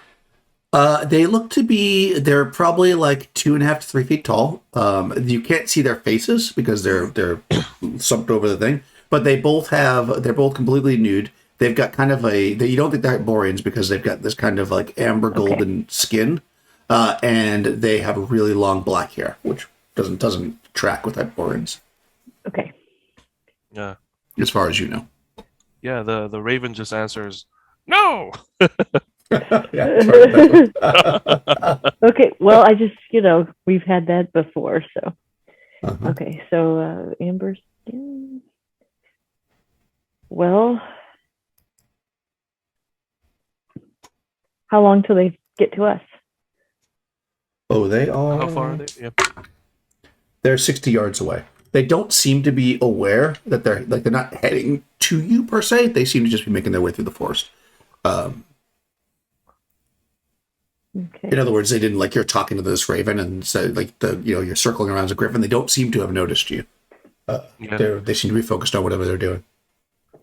Yeah, with the flying speed of 120 regular speed, he just comes down to where the rest of his party is because he doesn't want to fly, crash down from the sky, and turns back to himself and says, "Well, it seems like they have two children and they're not aware that we're here. Well, they would be probably crossing where we are if we hide ourselves." Let's hide. What do you guys think? Do we attack? Or do we let them take? I say we let them right ahead and follow them. I think they're probably going to use those two children as sacrifice to Kraken. Yes, and we'll follow them to where they're going. Good idea, everyone. See? And then we'll save the children. Sounds like a plan. We'll hide. Okay, so we're going to just jump into the woods and hide? That's my plan, is to kind of try to hide a little bit. Yes. Okay. Fair enough. Well, how about Helene and... Sure. She'll go hide. All right. Yeah, so you, like I said, the forest is pretty thick here, but you kind of carefully kind of move in without hoping to break branches and stuff as little as possible. Then once you're behind, once you're 3-4 feet into the forest, you're almost unseeable if you get down on the ground. You would imagine, because you could barely see into this forest. The question is whether or not you did it without disturbing the forest too much. So I'm just going to make a roll to see if they're surprised. And I'll give them a 50-50 chance here. And if they are, then they will not see signs of you. So 1 through 3. Okay, I rolled 2. Okay, so they actually go past. You can see, like I said, there's 10 riders. They are dressed in mail, as noted. They've got what appear to be Kolpech swords, the curved ones, on their of bronze. Their mail is also bronze. They're wearing cap helmets. Every one of them is redheaded and female. They are on horses, nice looking horses, and they've got these two children as they kind of go by. They don't seem to notice you. They don't seem afraid. In other words, it doesn't look like they're on patrol or anything, so they seem almost like they're not too worried about what's around them, so they're just not looking into the forest. They just kind of go past you, and they're heading towards where that meadow was. Okay, do we notice any insignia or anything stamped into their armor or their mail or their saddle blankets, anything that we could use to just anything? Oh, that's a good question. I think I would say yes. You do, in fact, see something. I guess they'd have it on their shields. They probably have it. We'll say that they've got it on saddle blankets. That seems like the right place. You see what you would imagine. I mean, I mean, you've been obviously researching this for a while. What you imagine could be some kind of archaic sign of the Kraken. It's very rudimentary, but it's kind of this like circle with like these like swirling arms coming off of it, and in the dead center, like it's almost like however they did it, it's unclear, but sewn into the fabric, it's actually almost blacker than black. The two spots where you think there could be eyes in the center, and it's kind of swirling on the saddle blankets. All right. Then we need to follow them. Rowan Seach is very right. We need to follow them as stealthily and as at a distance, but not without losing them. Right, Okay. guys? I mean, I don't want to make all the decisions. That's what the plan was, right? I kind of asked this question with my eyes, that thing that you do, with my head and, okay, good. Yep, let's go. Everybody's good to follow. Any special precautions, or are you just kind of being as quiet as you can? Just being as quiet as I can. I'm just gonna have the boomerang kind of out and close to my chest, just in case. Okay. I'm warming up my fingers. How about Ali and Aline? Anything special, or? Ali just rubs his ring of animal command, and he just observes the situation. Okay, perfect. So yeah, you follow. I mean, you can hear them. It's you're kind of following along this like mountain, craggy thing. So it's kind of like going. So there's definitely it's easy enough to stay back far enough where they theoretically won't see you, and you can hear the horses moving in front of you because horses aren't exactly quiet. So you have no problem staying back far enough where you're certainly going to stay out of view. And as you approach, you start to hear the water, go. You kind of stay back a little bit and let them kind of go out in front of you. You peek out and you look and you see they're heading out into the meadow. They actually head out. You guys kind of came in to the closest part. You went across as fast as you could. So they kind of go to like the edge that's a little bit further, closer to one side, actually closer to the south side. So the opposite way that you went. And you see them cross the meadow. You can see, I mean, it's, there's grass and stuff, but you can see them on horses. I don't know if you want to try to make your way across the meadow or if you want to observe from here or what's your plan, because the meadow it's a good quarter mile wide. But if you want to follow them, it's going to be a little more difficult because obviously now you're in the open. Anyway, I think we have to follow them if they're still going. Yep, they seem to be heading to whatever they're heading to on the other side. It's like they're crossing the meadow. Yeah, they're correct. I mean, we have to, yeah. Okay. All right, so we'll give you, I think again, they're not really looking for you, so we'll still give you a 50-50 chance. One of you guys can roll it. 1 through 3, they do not see you, so give me a roll, somebody. Whoever has the best luck. Or the worst. Mike. Roll for us, Mike. Roll us a d6. Oh, no. All right, cool. Yeah. So you start to head out into the meadow, following them, staying as low as you can. And, some kind of maybe a large bug or something, or maybe a snake on the ground disturbs one of the horses. And it kind of like rears up a little bit, and the person kind of turns to correct him, and they look at you, and they point, and they say something in, actually, Ali speaks all kinds of languages. It's an ancient Hyperborean dialect. I think you speak Hyperborean, don't you? I speak Hyperborean. Yep. Okay. So you would understand. Anybody who speaks Hyperborean would understand it. it's really the accent is super heavy, but you can make up pretty much that they say you pick out the words strangers, and then the rest start to like circle back and turn, and you see them kind of loosen their blades. The two that had the children don't, though. They stay where they are. They kind of stop, and the other ones, basically the other 8, kind of start to do a semicircle towards you, all kind of loosening the swords in their scabbards. At this point, let's see how far away they are. They're about 100 feet away. So what does everybody want to do? Spell. Okay. I think you all know what time it is. We don't want to hurt the kids. We can.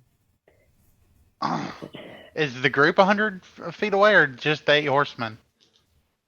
They're all relatively close together. They're close to each other right now. Yeah, okay. Relatively close. Oh, I see what you're saying. The middle of the group is 100 feet away. 5 horsemen. Ooh, so there's 3. You might be able to drop a fireball and not hit the children, but I'll make you do some kind of intelligence check. Because it's going to be hard to know that exact distance, But you think it's possible, but it's going to be tight. All right.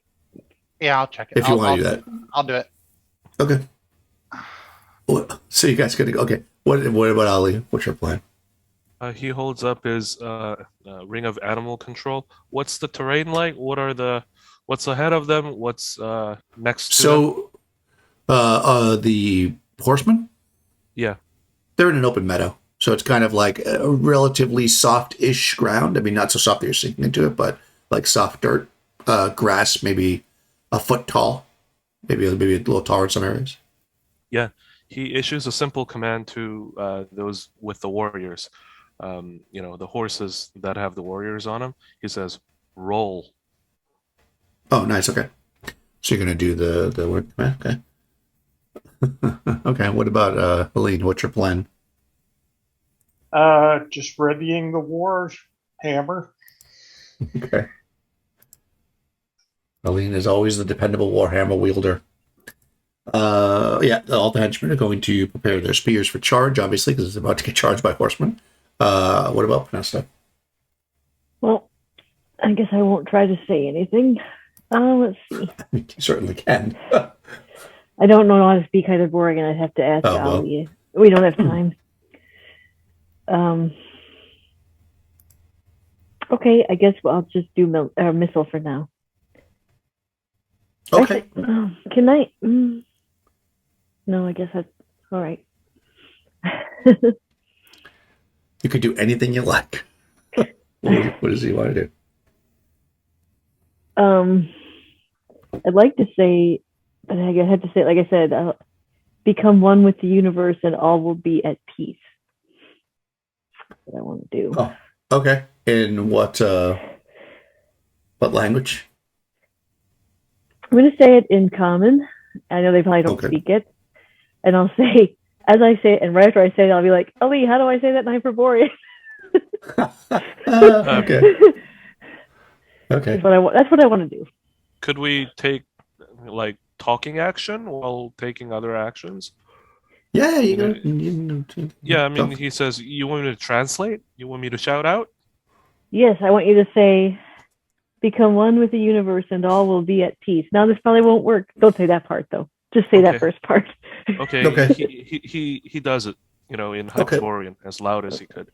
Perfect. All right, so let's roll initiative to see if they, because they're already charging at you before this happens. So if you win initiative, then basically it'll happen before they start charging. Otherwise, it'll happen while they're charging, which means obviously they're charging. So my Mary Matt. Right. I don't. And I'm assuming you're doing that before you do the animal thing, right? Yeah. Okay. Whoever wants to crystal roll initiative.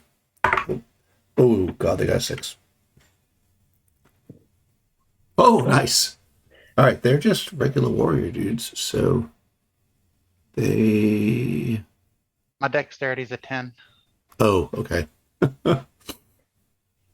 They might actually be worse than you. No, I mean better than you, I should say. Let's see, they are Dexterity is 12. Okay, they're going to go first. Okay, so they're actually charging you. So Okay. so they're going to be charging at you as you yell this out. Because obviously yelling doesn't, but you have to yell it, then he has to say it. So, so they're charging at you. They're going to do a melee attack with the horses. I just need to check the speed of a horse here. Because you can do, I don't know if they're going to go first or second. Well, I had to try. No, you might succeed. I have to see how fast. I know the horses' speeds are here somewhere. I think they go 60, I think. 60? I think, yeah. Yeah, okay. So they can move 112 because they can actually get to you then in first phase. Okay. So they're actually going to be on top of you when you yell that out. So they 8 of them anyways. So they charge at you as you're you're basically you say it, Pernesta, as they're charging, but then before you can get it out, Ali, they're going to basically be able to do their actions. Now, they're on horses, but all of the henchmen have spears, which are definitely longer than the weapons. So all henchmen are going to get to go first. So somebody roll me 3d20. Just for the henchmen. Okay, I can do that. Whoever wants to do that, whoever wants to be the henchman. They're attacking against geez. armor. Oh god, I didn't see it. Look at those rolls. Oh my god. AC 5, but they're 0. No, they all missed. They did a 14. Yeah. Oh my god. They all really 2, a 1, a 4. And an 8. Okay, so none of those hit, but there's also roll a d12 to see what happens with the second person. Someone else rolls for the henchman next time. D12. 7. Oh, Mike rolled a 3. Okay, that's fine. Oh, okay, 3. It doesn't. Yeah. Well, I'll take the first one. Bad miss. Okay. So, yeah, it's just a bad miss. So the horsemen come flying in. And, of course, they're going to all attack the henchmen. Well, because they're, clearly the henchmen stood out front with the thing, so they're going to go after them first, and I'll forget the rest of the attacks. Okay, well, the horsemen are not exactly super high level either, so they'll do their attacks first. Okay. Okay. Well, I'll tell you, 2 of them hit, that's for sure. Okay, that's this guy, and actually there's only 3 henchmen left, so 1, 2, 3. So the first guy hits, that guy only 1 hit point left. That's the light dagger guy, but he's dead now. He doesn't have the light dagger anymore. He reaches for the light dagger, realizes he doesn't have it, then gets chopped down by a horseman. Oh, geez. The second guy is dodges, who's the guy with the shield and everything. That's Doug. And then the last guy gets hit. Okay, so they take out 2 of the 3 henchmen as they come charging forward. Then there's 5 of them left, and there's, 4 of you? So they're going to each go against one of you, and then an unlucky person will get the next one. So I'm just going to do it in order from that I see it on my screen. I'm just going to, again, roll them in this direction. So we'll do 4d20. Nobody else had a really long weapon, right? Because Aline's weapon is... Let me just check Aline's weapon before I say this. Because they actually might be able to go first if it's 2 longer than...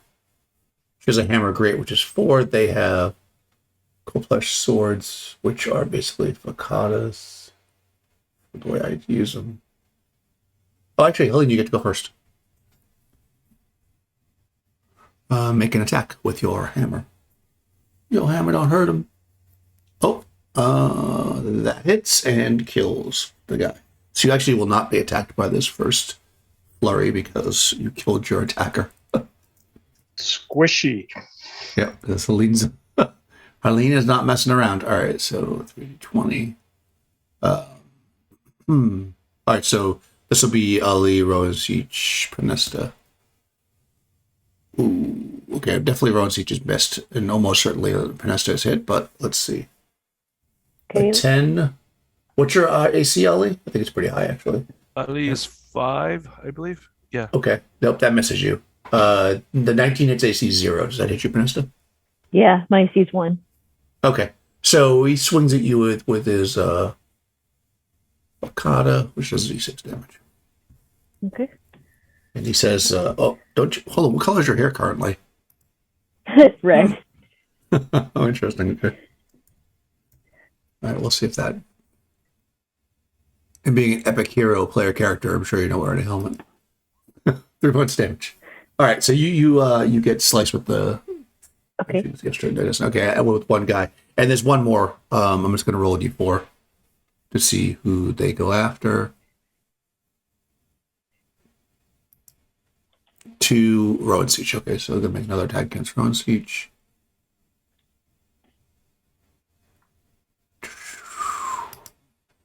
Ooh, okay, that's going to hit you. So you may lose your spell.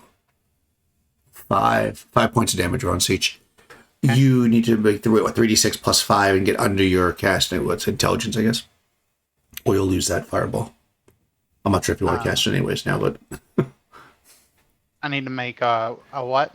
It's like a concentration check. So it's 3d6. It's that optional roll. 3d6 plus 5. It has to be under your equal to or under your intelligence. Okay. 3d6 plus 5. That makes my intelligence. Okay, so you don't lose it. Also, they're on horses. All right, so you didn't lose your spell, and oh wow, 7 of the 8. Oh, which is funny because 1 died. So all of them have rushed past you,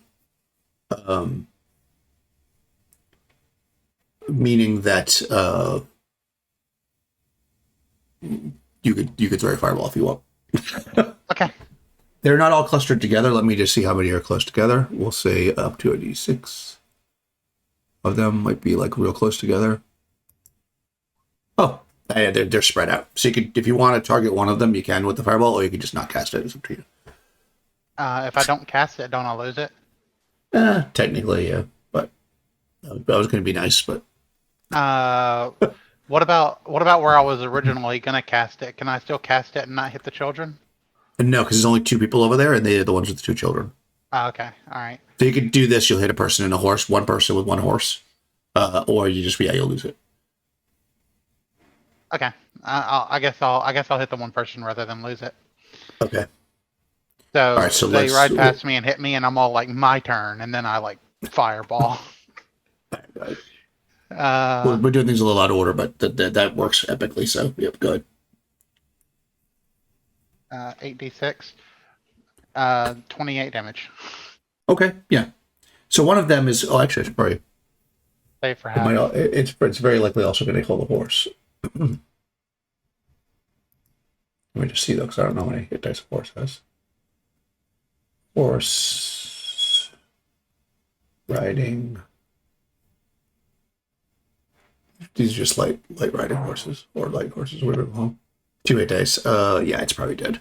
Okay, so yeah, the 1 rider and its horse goes into flame. All right, so sorry, skipping back around. You are using the. Oh boy. Okay, hold on. Was anybody meleeing? Helene was, right, and that happened. What was Vanessa doing? Sorry, Nikki. I forgot. Oh, trying to yell out, right? Trying to yell, yeah. Okay. Did you still want you yell out? You can see you can still do that, and then you're going to use the Ring of Animal Control.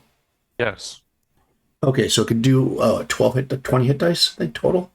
Yes. So long they're 2 hit dice each. Yeah, so long as they're within 120 feet. Okay, so that you can get all 7 of the horses then. 6 that are still around. So what are the horses that are carrying the kids? Is it among those horses? No, they're the other way, because I thought you were targeting the ones who were attacking you. Yeah, that's right. Yeah, just wanted to make sure that they're not the ones that I'm trying to affect. Yeah. So he quickly translates it in Hyperborean in 1.5 times the speed of normal speech. And then if they're still attacking, he's going to tell the horses to roll. Okay. Yeah, I mean, you'll have to just do all that, unless you want to wait. You know what I'm saying? It's still attacking. I mean, it's all like super fast. Yeah, he's gonna. Okay, so you do that. The horses roll. I guess they can't. They don't get a save. So, yeah. So the 6 of them rode past. 1 goes up in flames, and then the other 6, like the horses, just go down and roll, and the riders come, sprawling off of them in various directions. You yell out, well, first Prince does, then you yell out your greeting. That's like a bird. Yeah. And the two that are on the horses, what they turn back and they yell out in Hyperborean. How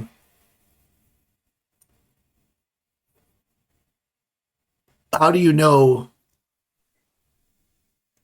That's all I say, because it's hard to pick up exactly what they say. They say, how do they know? And that's some kind of word you can't quite pick up. Of course, you don't pick up anything. That's Right. all the years. So basically, all you get from it is how do you know, or it's like you're getting like a piece of it. Probably if you weren't in the middle of combat and like shouting things out really quickly, you could probably have better interpretation. But your language is separated by about 1,000 years, so it's like, So they ask that, and they don't call the other horsemen off yet, but they're effectively grounded at this moment. Ali replies, friend, student. Friend who sets them on fire. Well, they attack first. Yeah, I know. True. I know. Yep, they did. Well, it's also very impressive. 6. And it'll be a +1 because of they're scared of the fireball. What's your charisma? Ali's charisma is 13. He gets +1. He gets +1 and +1 for the red hair. So that's 6 + 3 is 9. Okay. They yell. They say. They basically effectively say stop. Obviously not at you, because you see the men are trying to recover back onto their horses, or tried to. The warriors, I should say, because as I mentioned, they are all women. Every one of them are redhead. And this is probably a good place to take a break. Are you guys okay to play for like another 45 minutes? Or you want to stop here tonight? I'm okay to play. Yeah, I'm good either way. Okay. I just need to do dungeons and driving. Okay. Yeah. So do you want to actually? Why don't we just play until you have to go, Young? Just let us know when you're about to go drive, and then we'll take a break. Then we'll jump back in. That way you can leave and come back, right? Okay. Yeah, right, I got another 15 minutes or so. All right, perfect. All right, so they stop the the soldiers. They're getting back. They're grabbing their horses, trying to get back on. They're clearly well-trained warriors and horsemen. So I'm just going to say they're able to recover the horses, since there wasn't too much, except for the one that's fried, of course. And the person who spoke, she takes the child from her horse, kind of scoops it up and like passes it to the other one, and then she slowly moves forward on her horse with a hand up like this. Okay. And she gets within whatever, close enough that she doesn't have to scream too loud, but not so close you can stab her with a sword. And she says, and I guess you'll have to be interpreting back and forth, but now you're speaking slower so you can get more of a gist of it. And she says, she said, from where do you come? There is no life outside the valley. He translates to Panesta. Oh. Well, how do you know there is no life outside the valley? He translates back. So she says she uses an ancient, obviously you're well-studied, so you know this. She uses an ancient term for kraken, kakru. Okay. And she says, kakru has punished those who sin, and only we who follow were allowed to live here in the valley. Ali translates that, but at the same time, he interjects and says, these are the cultists that we've been looking for. These are not the cultists. No. Yeah, yes, they are. No life outside the valley. Okay.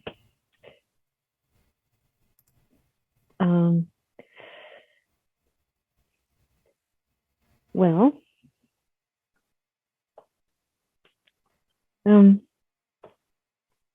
perhaps Kakru has brought us here for a purpose then.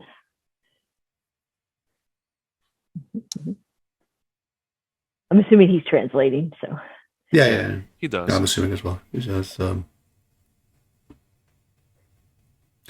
You've noticed now too that when she's talking, she's actually looking at Panesta, and you see while this woman is clearly not a Hyperborean as you know them, she's a little bit more. You could almost tell she's got it in her past, if you will. She almost looks she looks a lot like Podesta in a sense because she's common. You would, if you saw her in Khromarium, you would just think she was common. She's kind of a mixed blood. It looks like she has red hair first of all and light eyes. Her skin is a little more pale than you would expect from like let's say a Viking or something, like even paler than that. So like closer to the Hyperborean, and she's kind of a little bit tall and skinny, but still. She doesn't look like Hyperborean as you would think, anyways. She's got her hair braided back, like I said, and they're wearing a little like a bronze helmet, and all the armor and stuff. While it looks really like beautiful and well maintained, and obviously good quality, it looks archaic in design. And like I said, she looks at Podesta when she says this, but obviously she always having to interpret. And she says. We will have to let the high priest decide. Wait here. We will return. And then she says that, and as you're interpreting back, Ali, she like turns and starts walking towards the other horse with the child on it. And the other soldiers have now back on their horses, and they've kind of like circled around you a little bit. Not quite aggressive, but definitely forming a line. That would be tricky for you to retreat. Yeah. Ali would like to cast Charm Person. Okay. On that person. Yeah. Okay, perfect. Oh, she gets a save, right? Yes. Okay. No. Having rolled a 1 on the Charm Person save, yeah, you speak some arcane words, and you see her eyes kind of like she shakes her head, and she turns back, and she says, "Fear not, I will be right back." And you can see that her tone has changed a little bit. So clearly, the spell is taken. Yeah, nice. Yeah, and Ali turns to Panesta and says, "She is under my charm. I don't think she'll do anything to harm us for now." Yes, I agree. What would you like to do with the children? Well, we have the other people around us, right? Yeah, right now there are a total of 6, because one Helene killed with the hammer. Right. and one was completely burned up by Rowan Siege. There are currently 6 warriors around you. They do have their swords drawn, but they're not like they just have them kind of sitting, like however you sit, like next to them. They form like a semicircle around you, so you can't go back. The leader, we'll call them, the one who came up and spoke with you. She's now going back to where the other person was, as now the 2 children. And what happens is when she gets there, they say something that you can't really hear because they're too far away at this point.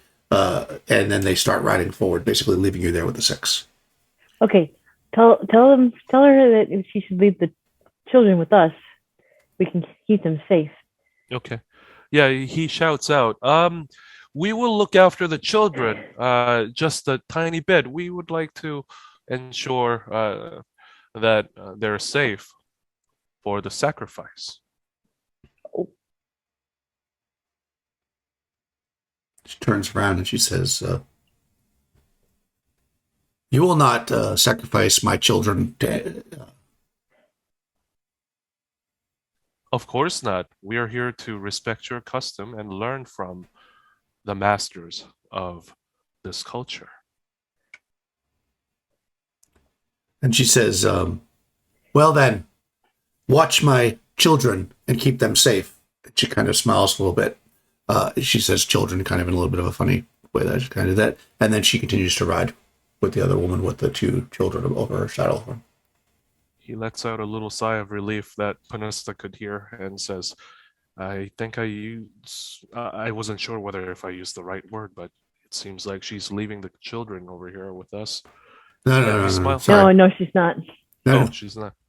No, she's no. When she says children, you kind of interpret that you were calling her soldiers her children. Oh, okay.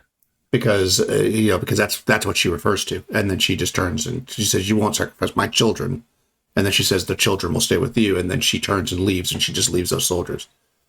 Yeah. I mean, they're not taking off like in a shot, but they're definitely moving away.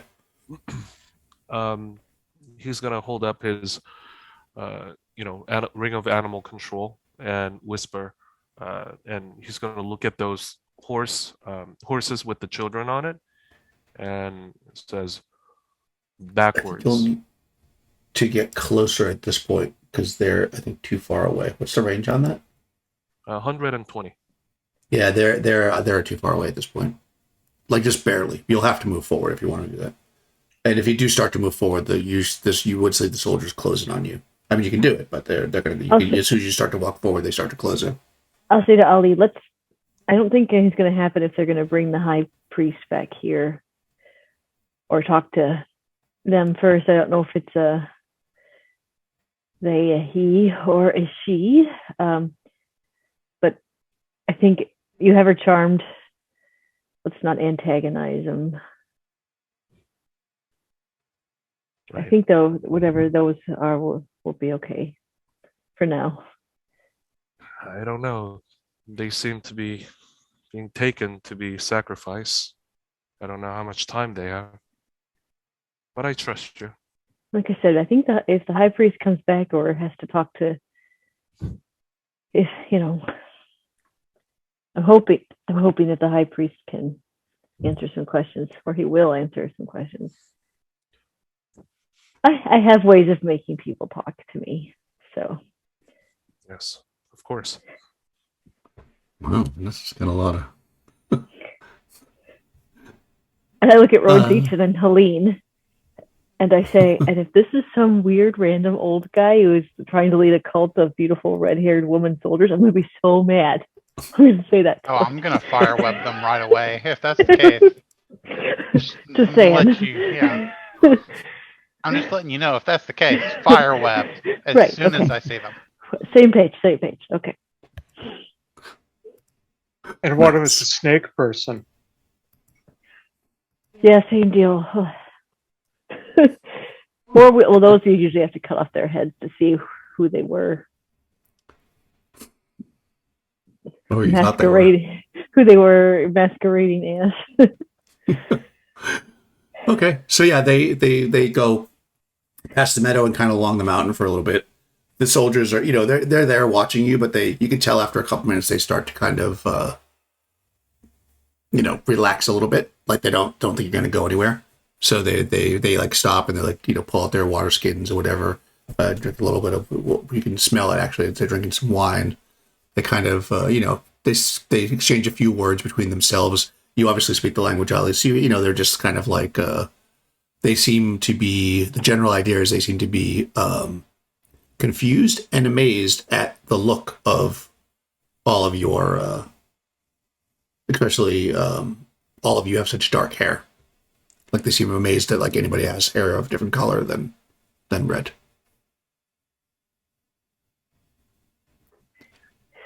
It's a good thing I decided to not make a change with my hair. You want to ask them anything, Vanessa? Oh, yeah. I'll ask Helene and Roseach what they might want to know as well. I'm just gonna wait and see how this plays out. I do have a question for Daniel real quick. Yep. You said that they're wearing metal armor? They're wearing like chain shirts. It's pretty warm down here. They've got chain shirts that are kind of like just the middle part effectively. And they've got like a cloth, sleeves. And then they're wearing kind of like what would be, I guess, kind of like like a kilt, effectively, like little like skirts, effectively.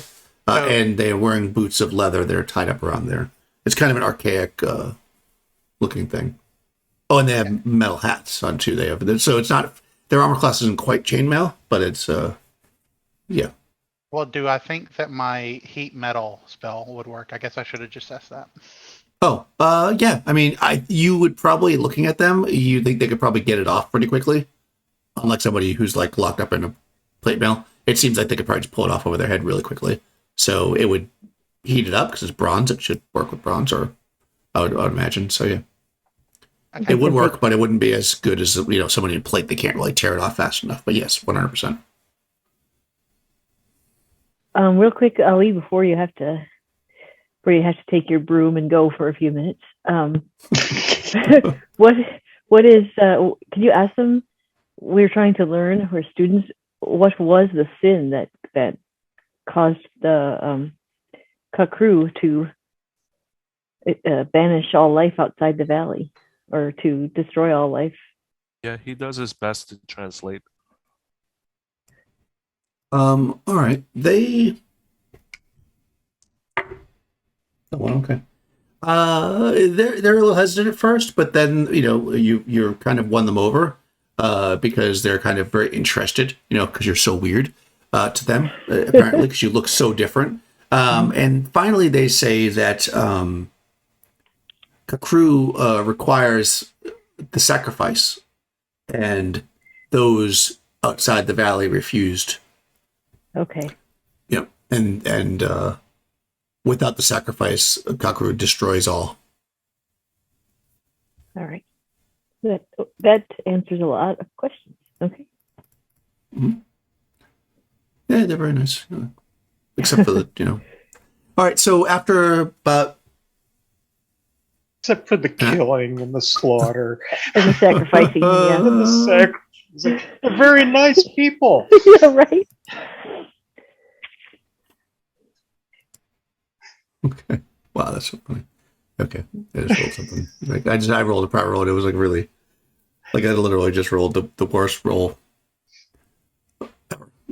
Which is just funny, because that's the second time in a row I've done that. I've rolled a 1 on something. All right, so about... You're waiting for a while. Like I say, they get real comfortable. They're drinking their wine. They even offer some to you, probably at some point as you're having these small conversations with them. But half an hour, 45 minutes goes by. They're still here. Everybody's kind of like getting relaxed, like nothing really. About an hour or so goes by. You see the 2 riders come back. They no longer have the children over their saddle horns. And the one who had talked to you before kind of rides up, just like before. And she says, we must go to see the high priest now.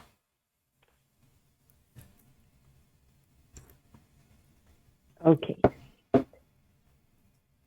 Let's go see the high priest.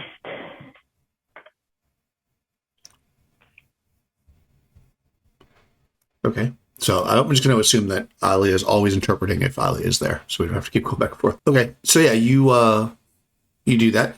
You say that and interpret it back, and then she kind of, you're like, you're here, right? She's riding up to you. She nods, and then she kind of goes around you and goes back the way that you guys were before. She goes back kind of to the north, effectively. And of course, a couple of the riders follow, and then you could tell the like half of them, 3 of them, I guess, stay there, and once they get ahead. Actually, one of them says, points at Penesta and says, "You should ride." And she brings the horse from the from the person who died, basically. Well, not the one that got fireballed, obviously, because that horse is dead, but the one that got killed by Helene. She brings the horse over and offers it to Penesta. Oh. I will not insult them by refusing it. So I will put my foot in the stirrup and swing my leg over. Okay, yeah. You get up on the horse. It's it's a horse. You've been a horse before. So yeah, she kind of then rides kind of next to you to get the horse going.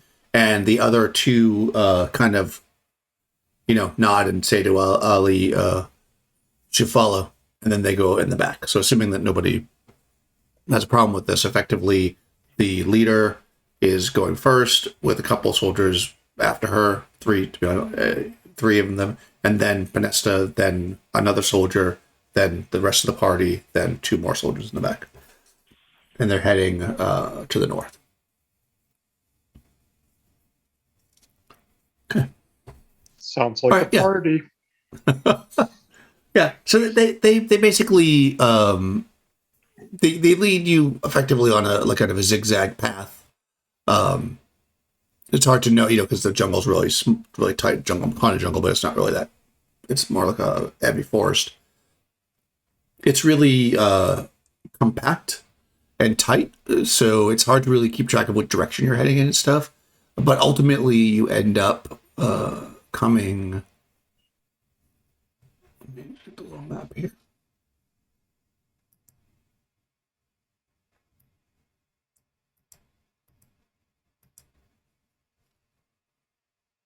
You end up coming out of a forest X.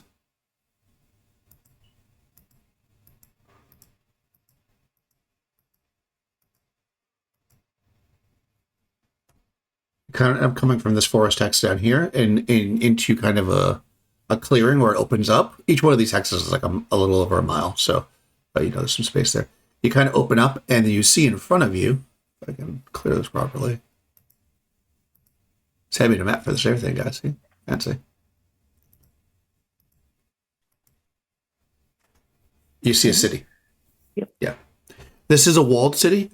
The walls aren't particularly tall, but they look really well built. They seem quite ancient. There's fields around, you kind of fall on paths and stuff. There's like fields all around here.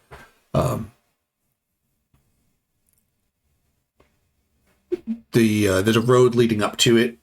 Then there's effectively a drawbridge. You can see that there's warriors in a tower. Everyone that you see passing on the road, all females. Everybody is redhead, and they all seem to be kind of a common-ish mixed with Hyperborean stock. As you kind of drive towards the city, again there's a drawbridge. It is up currently, and the woman who's leading you calls out. She says, "Strangers have entered the valley. I must speak with Jodin." And this is the first time you see, so the drawbridge comes down, and this is the first time you see men. There's 4 of them. They are the same kind of redhead. They're very stocky and well built. They are wearing similar, kind of chain shirt, kind of kilt. They have axes, small hand axes and small hammers. So they have 2 weapons each on their sides, and they're each holding a spear. As the drawbridge comes down and the women kind of lead you across. The man looks at the woman in charge and he says, "Strangers are brought to the city. This seems unwise. Where did these people come from?" Now, I don't know if you're interpreting this back to everybody, Ali, so they can hear it, or if you're going to stay quiet for now. Yeah, he's gonna relay all the information. He's gonna translate as a regular translator app. Okay. Crystal, roll a d6 here to see if he notices something. Okay, no. All right, see, you're all just kind of, listening as this is going on. Effectively, he seems to be chastising her for bringing strangers in, and she's, of course, saying it's important that she needs to speak to the high priest, who she seems to refer to as Jodin. Jodin. Yeah. Eventually, the man says that he won't allow them in unless Tiber, so apparently another person's name, allows it, and he turns around and walks back towards the city, obviously to get somebody. The other 3 men just kind of stand there. They're not like aggressively guarding the way, but they're kind of in the way of the horses, and the women seem to be, they're not going to run through them, so they're kind of waiting. If only you can hear me, and I would ask the woman who's on the horse next to me, who's Tiber? And I look at, kind of like, I can actually probably just say Tiber with a question mark at the end. So Ali translates. Who is Tiber? Okay. Yeah. So she looks and okay. She says, "You will see soon enough." And she seems a little bit. She's short with you, but you don't think it's because she's angry or feels like she's better than you or anything, but more like she feels like she can't say. You get that kind of vibe, like I can't talk about this kind of thing. And a couple minutes later, a man, much taller than the other men, taller than all the women too. He's probably close to 6 foot tall. I don't know if any of you guys are that tall. I think Colleen's tall. He comes walking out really well, but he's not wearing a chain shirt or anything. He's just got he's basically got like the kilt. He has 2 hammers instead of a hand axe, one of which is quite large, but still a hand hammer. It's got a leather thong tied around the end of it, which then extends up and almost like a loop on his belt and goes to his wrist. He walks up and he says pretty harshly to the woman who was bringing you here. He says, "Why would you lead people to our village? Clearly, these are spies sent by the little ones." And she said, "No. If they were spies, why would they let us leave the little ones to die?"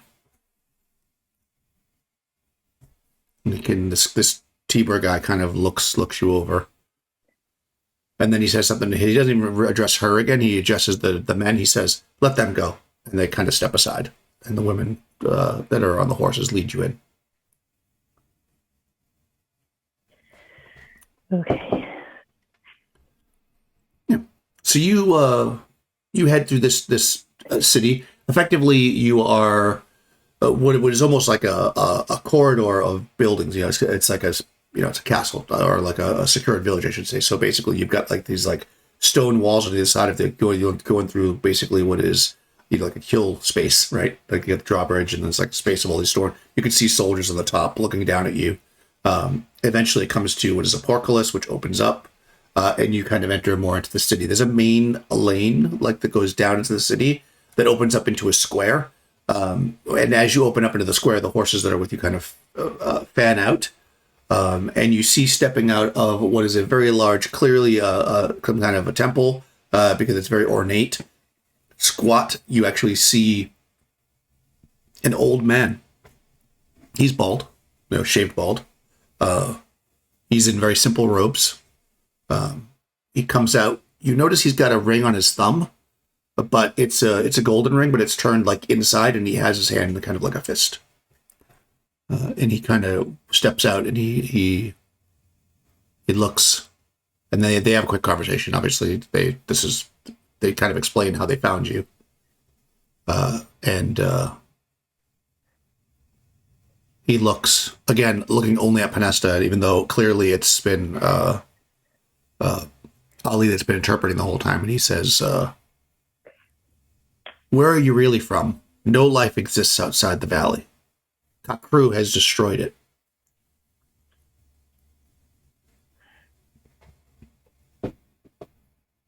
Have you ever been outside the valley?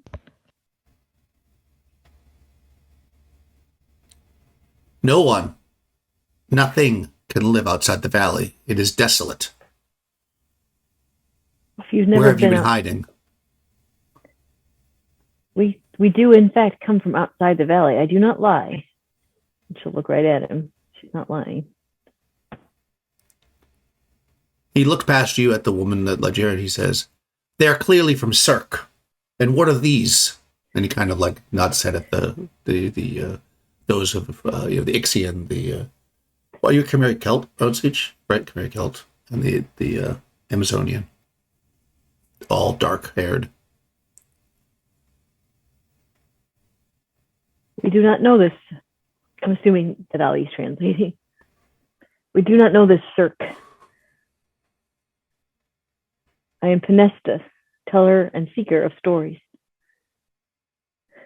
As I've come here seeking wisdom from the followers of the Kraken, sent here by members of the Kraken faith who live outside the valley.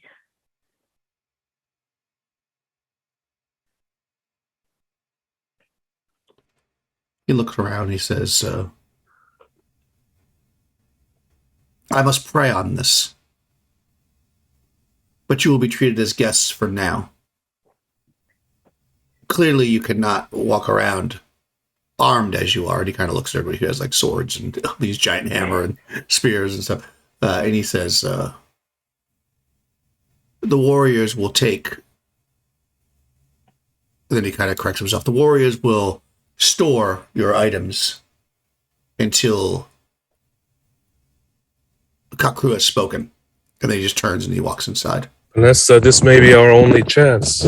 You've seen what they're capable of. You know what sort of powers of scrying wizards and priests may have.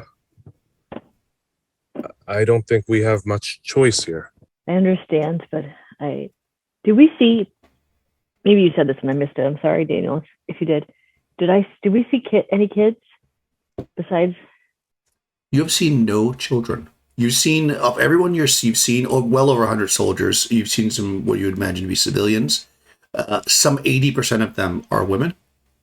They are every single one you saw, redheaded. The rest are the men as well. You haven't seen anybody who seems particularly young. You haven't seen anybody pregnant, anything like that. Okay. But you haven't been here that long, obviously. Right. But no children here. No. I don't know. We don't have a choice. It's either give up our weapons or just say we're leaving. So I look at the others. The woman who is, your close and trusted friend says, fear not, we will keep guard upon your possessions. No one will rob you while you are in the great city of Karak. You will be treated well. We have wine and food, silks for you to sleep, water for you to clean. And then she kind of like kicks her horse and, starts kind of moving, and the group starts to kind of move, kind of ushering you along, ideally. Yeah. Unless somebody really objects, I'll kind of go along for now. Yeah, I think it's a little too late to fire web, unfortunately. It's never too late. You could go down in a blaze of glory or something like that. Right, it's like, what are you willing to die for? So yeah, you follow her, and she brings you. Basically, you go past this, what is clearly some kind of a temple, although it has no markings on it. But you've been in enough cities to understand that, like, the central building or whatever is the ruling seat, which is often in a cult. It's going to be ruled by the priests. She brings you past that to basically some buildings that are like apartments, effectively. They get off the horses, they come inside, and they open up to this space, which is quite lush. Lots of couches of silk and satins, hangs on the wall. There's tables with, and as you kind of come in, you see people bringing food onto the table, and they bring in wine and such, and hot bowls of hot water. And the soldier says, clean yourselves, eat, rest. Please remove any weapons and such, and let us know when we can come and take them. We will put them, and she kind of points. There's like a room to the side. She said, they'll be stored in this room, to which I will personally hold the key. And they leave you there. The servants coming in and out, but effectively there are, large bowls of water for cleaning, obviously. They bring clothing in, like, that seems similar. All the women here that aren't warriors, because, I guess Ali's man, but they're all wearing kind of like effectively one piece, like dresses, effectively, with just like a girdle, a belt, and like tall leather shoes. So they basically bring clothes like that for you to change into, except for Ali, which they bring a kilt and no shirt, but also the sandals. So they bring you clothing, they bring you food, wine, they bring you stuff to clean yourselves with, and they basically leave you until you call for her. She stands outside the door, basically. And there are basically like curtains and stuff, so you can go behind things to change. You don't have to.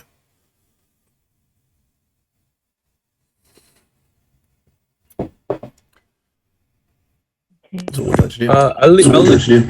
Ali goes outside. He leaves his weapons, but he's taking his broom. But he steps outside. How many people are there? So yeah, if you open the door, you'll see that the woman your friend, her and one other woman are standing there. There are people in the street, but as far as being guarded, there's only the two people, and they don't. They're just standing there. They don't seem to be. It doesn't. You don't get the vibe that they think that you're going to try to do anything. I mean, they feel like you're in their city, and you did. Well, of course, you did blow somebody up, but they didn't. Luckily for you, your close friend did not reveal that to the high priest. So far, they don't know that. The higher ups, that is. He goes back into where Panesta and the rest of his party is. Okay. Did you say something, Nikki? Because you popped up green, but then I didn't hear anything. Oh, no, sorry. I must have been the dog. Oh, that's fine. Okay. Well, what do you guys want to do? Are you going to take the hospitality? Are you going to try to do something else? As far as the room's concerned, like I said, there's some curtained off areas. There's couches to sleep. There's food stuff. There is this like kind of side closet where if you look in there, it's basically a closet that she said she's going to store your stuff in there. There is a small hallway that leads kind of out to the back, but that door is locked from the outside apparently because if you try it, you'll see it's locked. Well, I guess I'm going to clean and try to rest and regain my spells. Okay.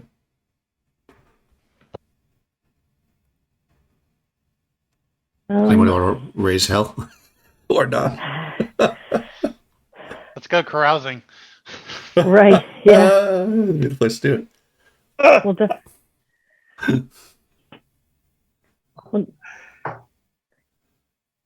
I don't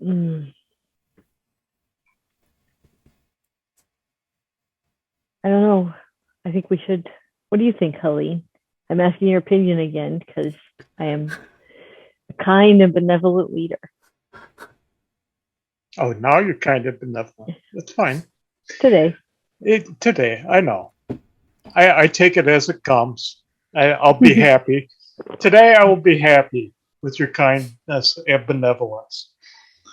Tomorrow you will ignore me as usual. But anyway, why don't we clean up and let's go tour the city.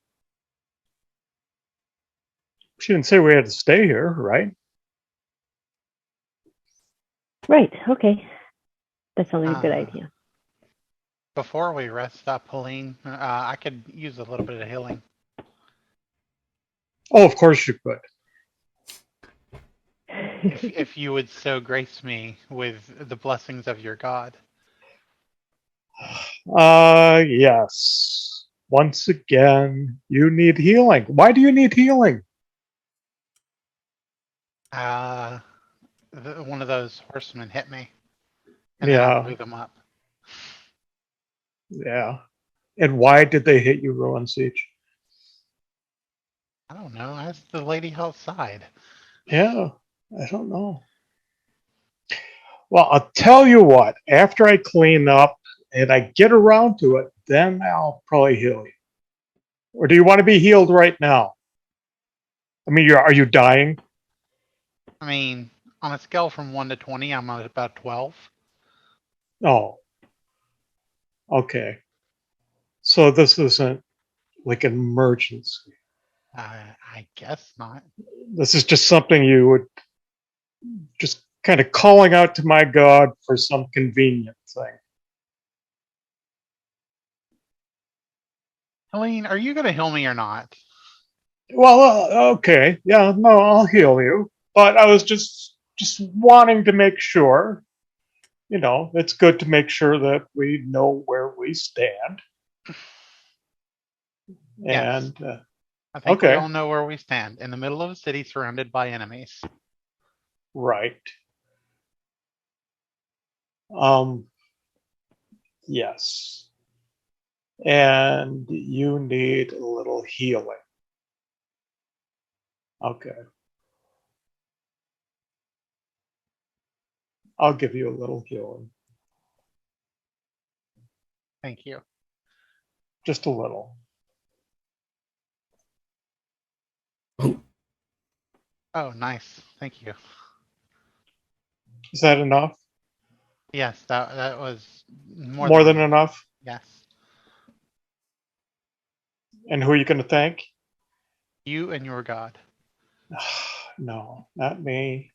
I am just a channel. Who do you thank?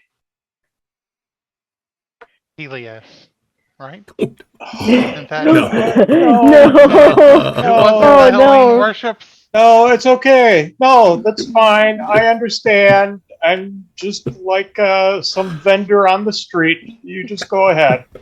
The next time you need healing again, you just call out, and I'm sure Auroras will be there for you. Yes, Aurora. That's who I meant, of course. Of course, of course. Yes, Auroras the convenient. I'm sure he loves that. You know, I'm quite certain that Auroras is your god too, isn't it? Oh, I worship Helios.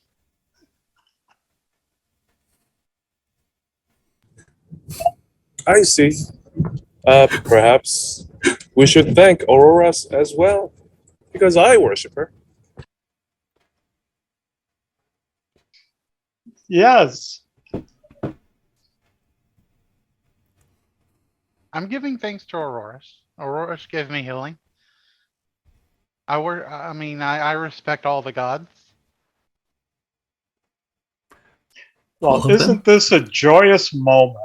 All of us just coming together, celebrating our gods, so that Rowan Siege can get healed. I feel wonderful. Almost like I could go bathe now and get all this crap off me. Yes, I feel the same way. I could also go bathe. You know, friends, given that we are in a city full of folks who worship Kraken, perhaps it is a good time to consider warming up to Kraken as well. I mean, what are the chances that we would come to a place like this and mingle with folks who give such devotion to Kraken and be treated as guests? Don't you think so?